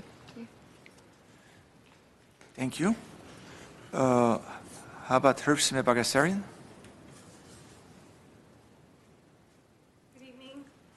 I live on the corner of Glen Oaks and Lingland Drive, so I'm at 1525 Lingland Drive. We've lived there for about 13 years now. 11 of those years I'm actually driving. I live with my parents, my grandparents, and my brother, so we have 4 cars. At all times, we have 4 cars.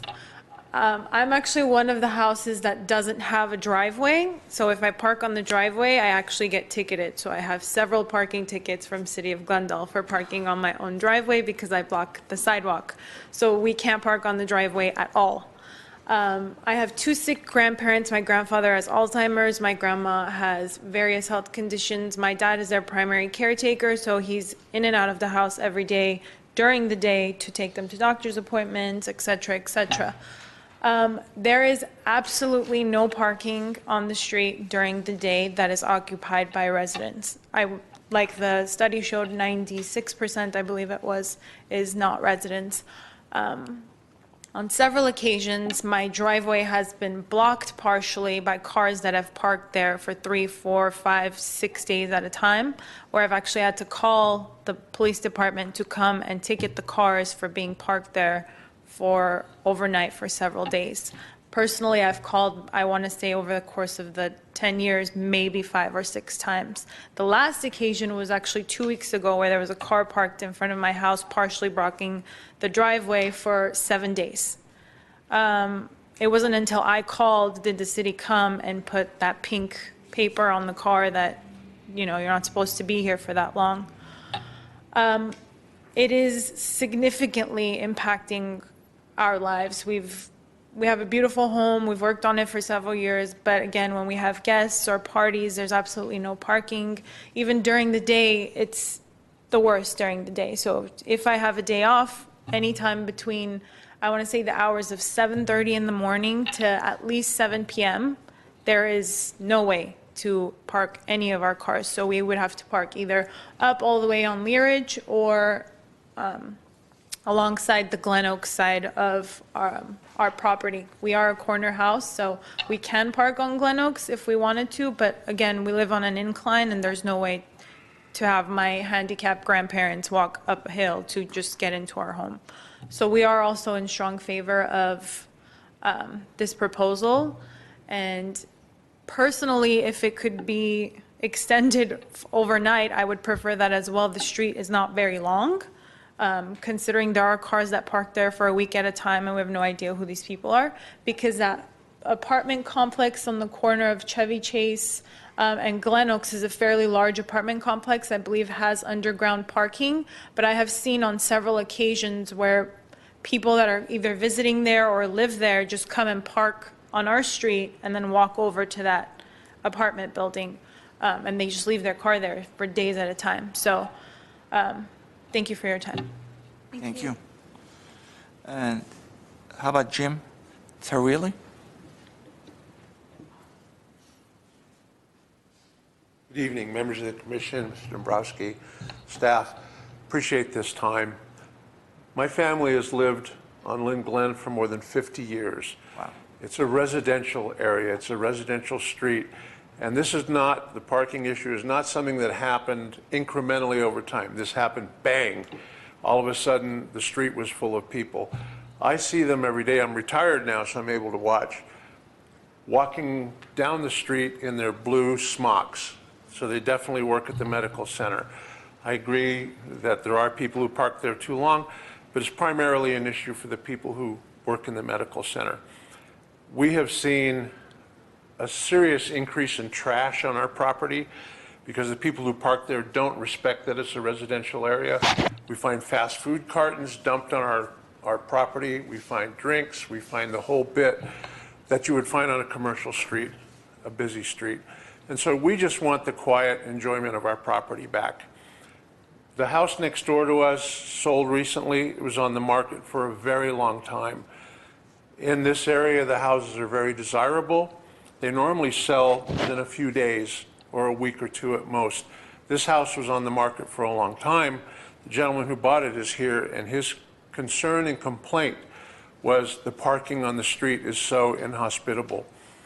We have parking for 2 cars, but when we have people come, we don't want our friends having to walk way up the street, and it's a very steep hill. So we park up there ourselves so they can have access to our street. And again, we just want the quiet enjoyment of our neighborhood back. We don't want our property values to be affected. I'm sure the city and county don't want that either because our taxes are based on the values of our home. And we just want our street back. We need your protection. I would agree that it might be best if it was extended up perhaps in the future, but if we could just have the protection now and we can come back if we need to for more protection in the future. It's not really complicated. As I said, we see them coming down every day. They're lovely people, except when they leave trash, which bothers me a great deal because I have to pick it up myself. Great. So, thank you. Any questions, Jim? Anyone else wants to talk about Lingland? Have you filled out a card? Can you fill out the speaking card, please, first?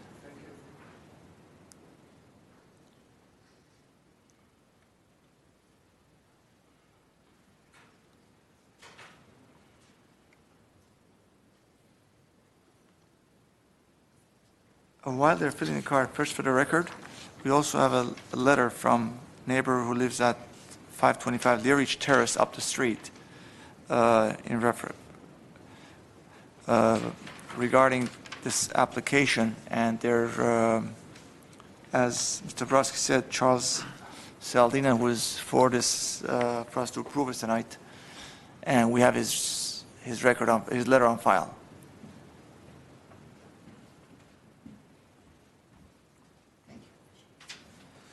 Alex Semerjian, go ahead. Good evening. Actually, I have a little comment. My neighbor next door, what he says, I bought the house recently, like 2 months ago, end of January. So when I came, I saw the house. It was evening after work hours. It's a very nice street, quiet, cul-de-sac. It's very private. So when I started to not start moving to bring some stuff because I'm trying to have some construction, the daytime street, it's full. Even one of my cars, I have 5 cars total, so I park over there. And then some of the cars, like I left a little bit gap, so the guy, he came and blocked the driveway. So it's all of them, they are an employee, which is like he says, they have their medical uniform. So which is, we don't have anything with them, but if it's like they have a certain hour, like couple hours, and then they can move, and I believe we can have a permit. They don't mind to pay permit, right? Nobody's, and it's a good neighborhood and an expensive neighborhood, you know? Sure. So that's why one of the reasons we bought the house over there. Sure. Okay, good luck. And we saw surprise in the morning. Thank you. Sure. Thank you. Thank you. I guess that's it. We close the public hearing. Any questions? Staff? I'm ready to make a motion. Roll call? I'll go ahead and make a resolution. I'll move. So we're looking at agenda item 1. Wait, what is it? 5B. 5B, okay.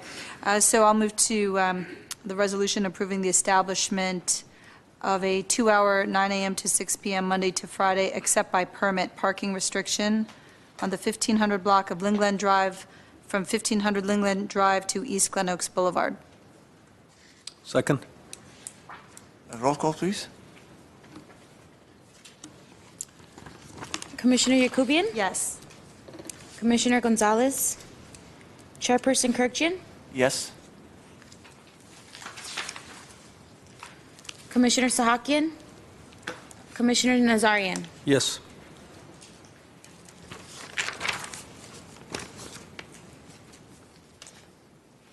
Let's move to item number 6A, please. 6A is an action item.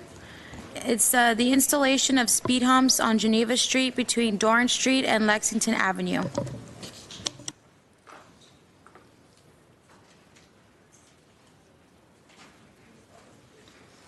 Hi.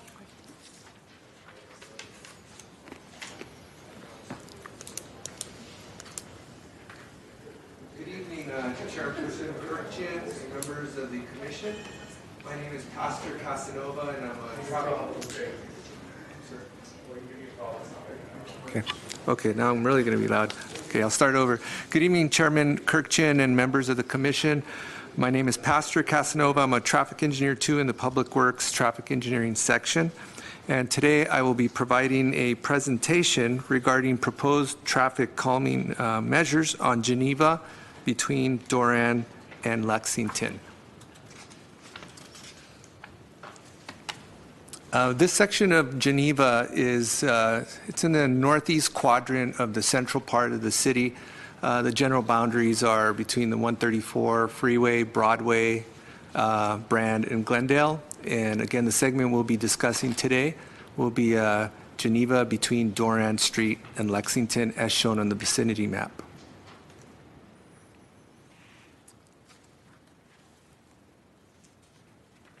So a bit of the background. Public Works staff received requests from residents for traffic calming measures on Geneva Street, primarily to address speeding issues in the residential area where they live. They particularly noted that this segment of Geneva is immediately contiguous and adjacent to R.D. White Elementary School, and they were also concerned about the safety of the elementary school children that are in the area. The preferred traffic calming measure that the residents identified were primarily speed humps. That was their preferred traffic calming measure. So this section of Geneva, this is just a closer look in the blue outline box. That's Geneva Street. In our review, we did note that this street is within a residential zone, primarily on the west side of Geneva is all single-family homes, and on the east side of Geneva is R.D. White Elementary School. And it's important to note that this is also within a school zone as identified in or described in our traffic calming guidelines. And this is just an aerial view with Geneva Street, again, outlined in a blue box. And R.D. White Elementary can be seen to the right, which is the east, and the single-family homes on the west side. These are pictures. This picture is of northbound Geneva Street, about mid-block between Doran and Lexington, to give you a view, a ground view of the location. You can see to the left or to the west are the single-family residences, and to the right is R.D. White Elementary. And this is turning around 180 degrees and looking southbound. R.D. White to the left, which is east side, and the single-family homes on the west to the right. So staff then proceeded to conduct the engineering analysis to review the feasibility of installing speed humps on Geneva Street. We initially conducted a screening evaluation, which we took a look at the street classification of Geneva Street. In order to meet the criteria, it would need to be either a local neighborhood or community collector street. In this case, Geneva is a local street.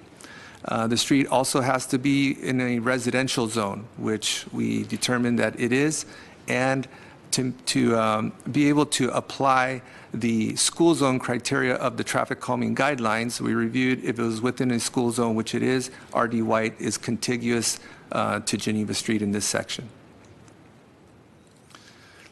Upon meeting the screening criteria, we then proceeded to the engineering study, in which case we reviewed the 24-hour speed and volume traffic counts. We conducted field investigations to confirm the roadway characteristics of Geneva, which include the street widths, the signs, the striping, and geometry of the roadway.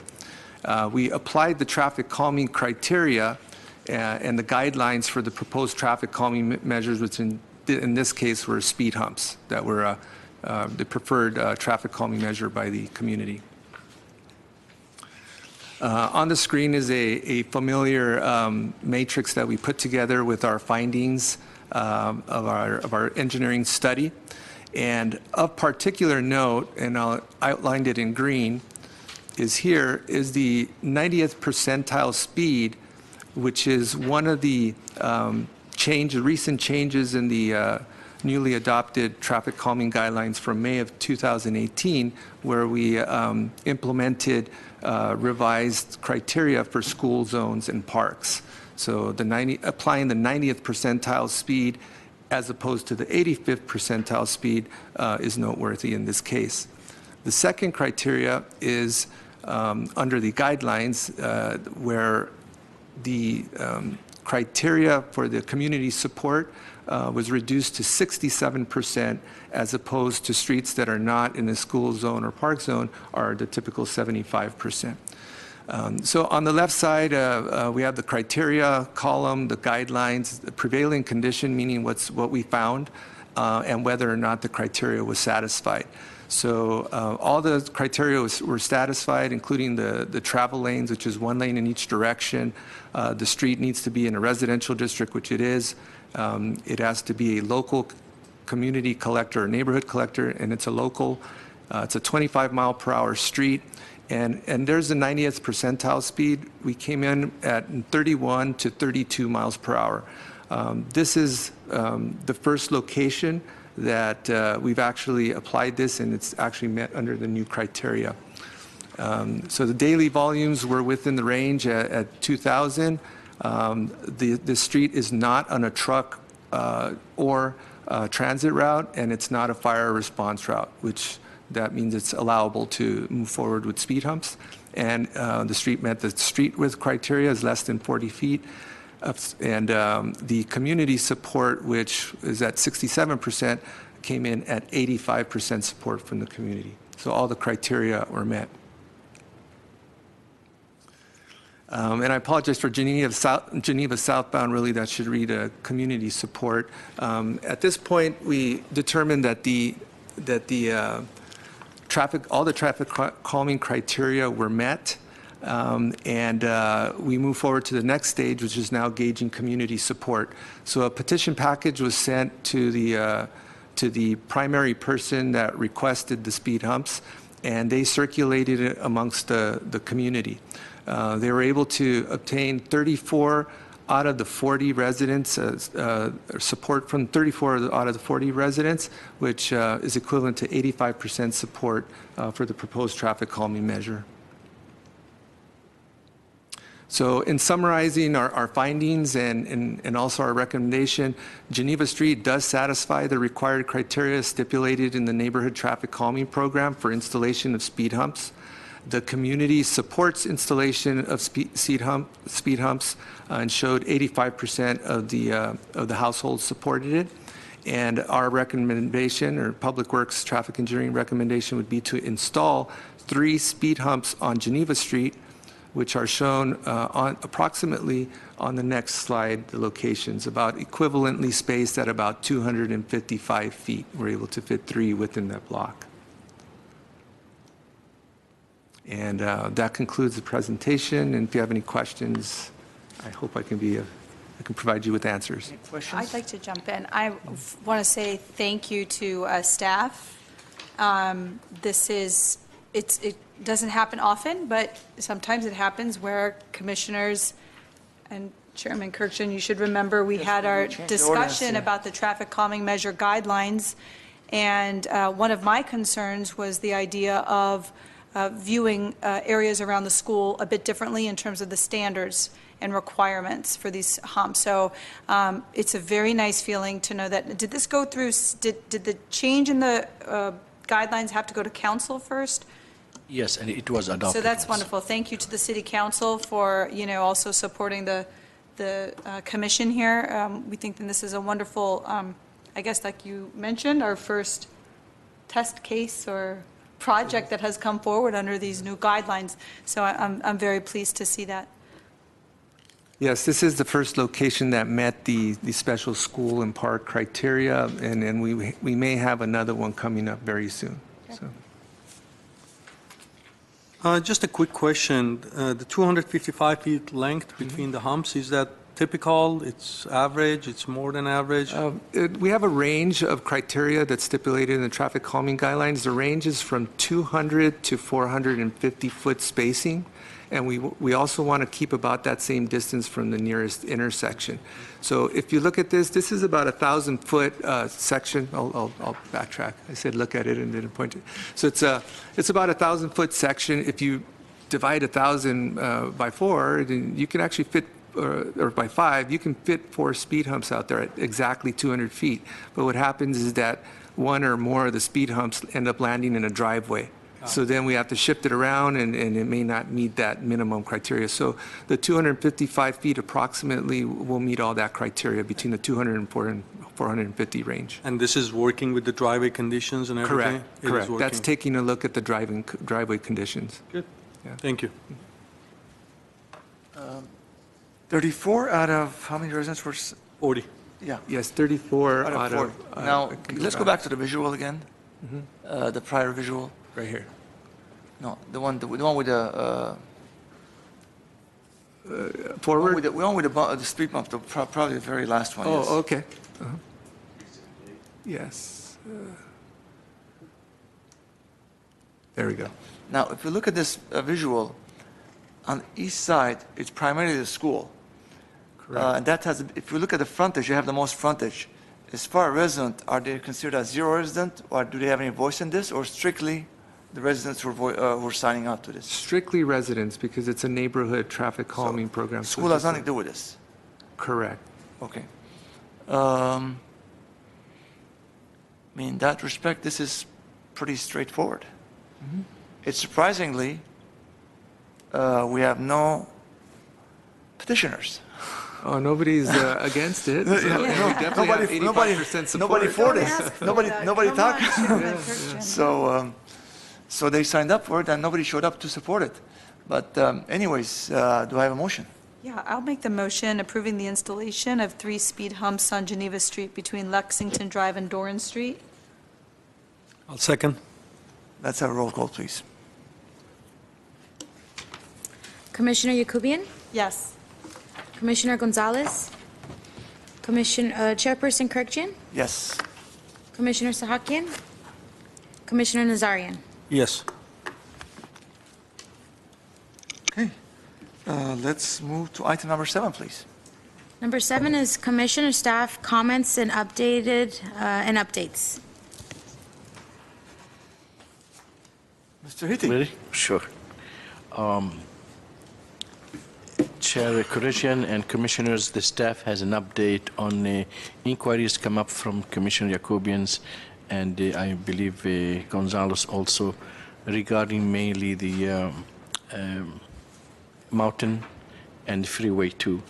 If you recall, at our last special meetings, I did provide update on the guardrails, and we have the traffic engineer, Larry Tay, will be able to follow up on that update, as well as the timing and the signals and for the same intersection also. So we do have those updates on the timing, on the queuing, as well as the guardrails. Mr. Tay?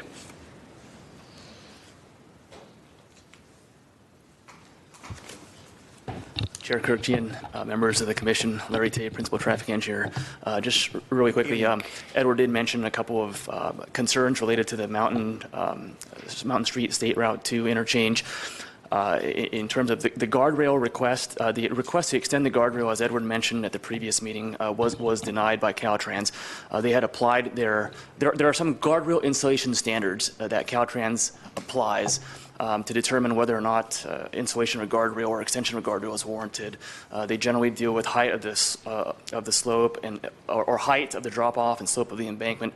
And based on their investigation, the existing length of guardrail was appropriate given the geometric conditions in place. We had them take a closer look at to see if there were any aggravating factors, accidents, run-off-the-road accidents, collisions. They looked at not just a 3-year history, but I think a 5 or 7-year history, and determined that the accident record was fairly positive. I think there was maybe one minor collision on the ramp, and it wasn't even far enough down the segment where we're requesting the guardrail extension. And so again, the guardrail is not warranted, and there are no aggravating factors, and that is their decision, and it is their facility. So just wanted to provide some closure on that one issue. Just, Ms. Yoon, I'm curious, does the fact that the city of Glendale officially requested from Caltrans to look into the possibility of extension of a guardrail in any way protect us as a city, that we were, if God forbid there is such an accident, that we did take notice and did seek remedial measures? Certainly, if this ever got into litigation or something because an unfortunate incident did happen in that area, it is Caltrans' approach. It is Caltrans's facility, and so therefore it's their criteria. If it didn't meet their criteria, then that's up to them. But we did put them on notice of Good. of it. Okay. Thank you so much for your effort on that. You're welcome. I Yeah. apologize that we couldn't facilitate a more desirable outcome. Yeah, well, as long as there's no, accidents, it's, but it, it's. That's the most important. As long the most as important nobody thing. falls off the embankment, that's the most important thing. I agree, Chair Kirkjian. And with regard to the signal timing, we did contact Caltrans to ask if they could consider some additional modifications along those along the bridge intersections. They've agreed to a field meeting with staff sometime the second week of April, at which time we'll be discussing traffic patterns. I believe it's time to maybe make some changes so that the timing reflects the existing traffic patterns and volumes. I think some of the timing parameters are may be a little bit older. So those are some of the things that we'll be revisiting with Caltrans staff. May I just make the suggestion Sure. that, this was spearheaded by Commissioner Sahakian. He was adamant about this issue to be looked into, and so would there be any way for him to be contacted? He's not present today, but is there any way that he can be notified that such a field visit is taking place? Because it would be remiss if he were not able to assist in his. Yes, Commissioner Jacobian, absolutely. Staff will reach out to Commissioner Sahakian and apprise him of our upcoming activities and invite him to provide his great. input for the rest of the process. And last but not least, I wanted to touch on that no right turn on red issue that I believe Commissioner Jacobian had brought up on more than one occasion, involving going up the hill, the eastbound right turn from Mountain onto the ramps, southbound 2 ramps. We did a little bit of fact-finding and actually determined that the city, acting on behalf of a local homeowners association in 2006, actually requested that operational restriction be in place. And the reason behind it is, the request came from the Camino San Rafael Homeowners Association, and I think the issue that they were having was that right turn volume onto the ramp was relatively heavy, as we all know, and when we allow right turns on red, particularly during the morning peak period, the ramp doesn't have enough storage capacity, so it starts to back up into that intersection, which makes it a little bit challenging for the folks coming down from Camino San Rafael to make that left turn onto the on-ramp when they have a green arrow. If that kind of makes sense. We've got competing demands trying to access the same ramp. So if it pleases the commission, we can continue to pursue with Caltrans for them to remove that no right turn on red restriction. But I think there's, staff was doing some brainstorming. I think there's a potential alternate solution that can better balance out the needs of both sets of movements. Right. So as it stands right now, we have that no right turn on red restriction during the entire morning peak period, whether or not, regardless of whether or not it's needed. So whether or not the ramp the ramp volumes back up into the intersection, whether or not there's left turn demand. If there's a way that we can have that restriction both time specific and condition specific. So in other words, only implement the no right turn on red through extinguishable signs that would blank out or appear based on field conditions. We think that there could be periods of time where there's not so much volume on the ramp that we can allow right turns to continue being made and still allow for those left turns to get onto the ramp. So right now we're working with, we've asked a question of Caltrans to see if they're receptive to the idea. In terms of a Caltrans project, it didn't sound very promising in terms of whether or not they would move forward with it on their, taking the lead. One thing that remains an option to staff is to float the idea at this same field meeting that we'll have in April. Float the idea, see if it can be done as a city project. And if they're receptive to the idea, we can look into potential funding sources to get that to happen. But I will preface this with saying it would be a lengthy process. So there would be Caltrans permits, encroachment permits, and a lot of reviews that would have to take place and interagency cooperation.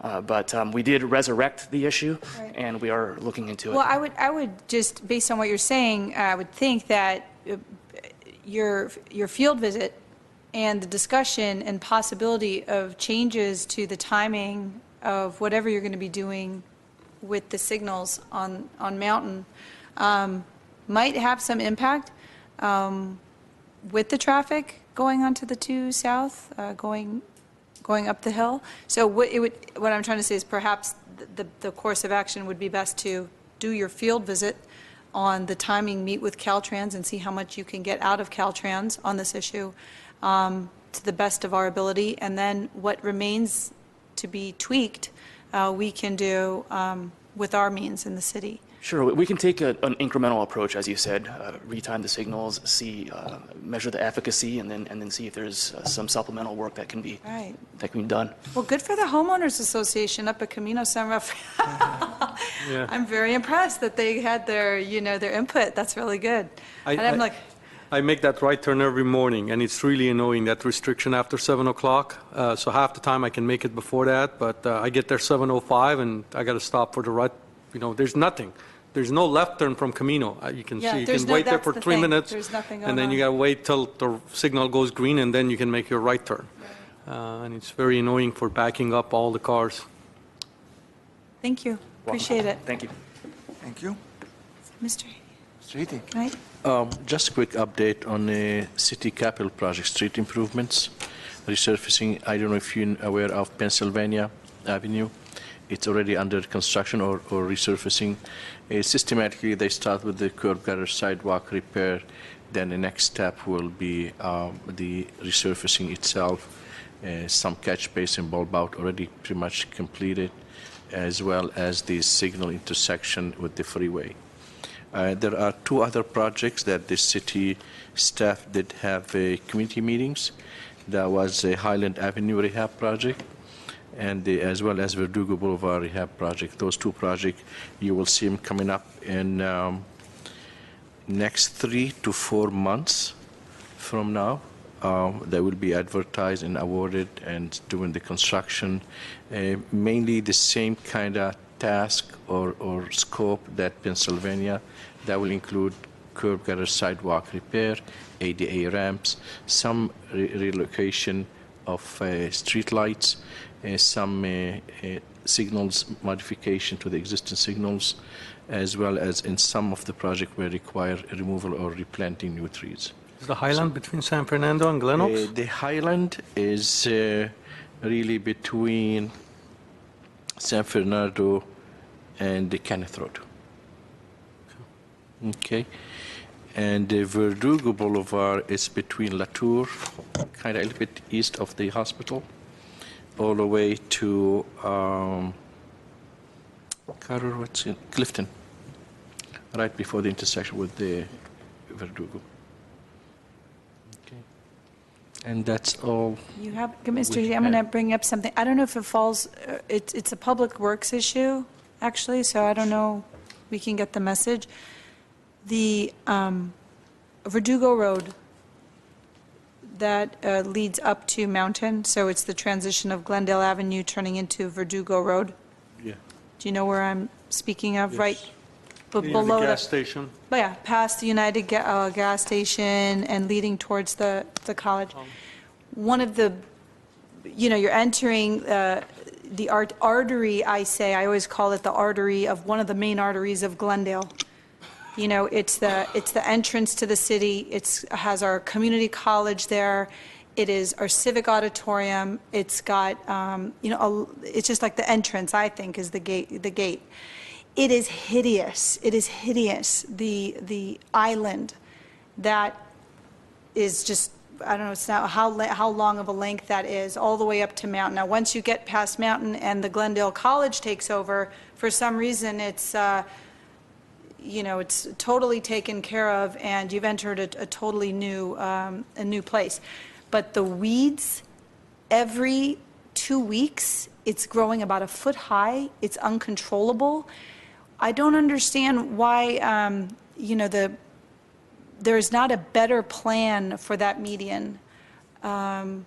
Something can be done to that stretch that will add beauty to the city without expense, without detracting or causing any traffic dangers, any visibility issues. There's got to be some way to beautify what is every 2 weeks, I call its blight season, on what I say is the most, the artery of Glendale. So I think that if there's any way we can get a message to whoever can spearhead something, at least to look into the idea of continuation of at least what Glendale College has done. I don't know why it has to end there. I know they pay for the upkeep, I suspect, for that, or maybe do we? The median in front of... It's a city responsibility. That's the city responsibility? Right. Only parkways in a residential area, the adjacent homeowner responsible. So commercials. why has the city taken such great care of the area in front of Glendale College, but then you go 100 feet, 100 yards Are down? we talking median or the slope? Median. I'm talking about the island. It's like an island. Basically Right. between Medians. Monterey and Glenoaks, pretty much what you're talking about. Or I'm talking about the stretch from, it's Verdugo Road, before the Glendale Cañada split. Gotcha. If you take Verdugo and you head like you're going into downtown Glen, that whole stretch, going in front of the parking lot, the city the parking lots. Right before Mountain, Yeah. if you're going Starting south from Mountain, Right. and then going into downtown. toward the city. Towards the city, yeah. I mean, that's a Downtown, huge I mean, stretch of land, huge stretch where it's just weeds and weeds and weeds and weeds. I don't think it's an issue for the weed control people at this point. I think someone in the city should realize what a beautiful, beautiful land that is, but Your request is noted, and Please. it's part of the public works. Some of those handled by the Park and Rec, but those medians, it's a kind of joint effort between Public Works and the parks. Well, at least continue I'll what they convey had that. in front of the college. It would make the most sense. Okay. But Noted. that's my comment. Thank I don't you. mean to complain every time, Mr. Hidi. No. That's what we're here for, to bring up your concern to our attention, see how we can deal with it. So, no problem. Thank you. Commissioner Nazari, any? Good. I think we had a very productive meeting tonight. Do we have a motion to Yeah, adjourn? I'll make a motion to adjourn. Second? Adjourned. All right. Thank you, and have a good night, everyone.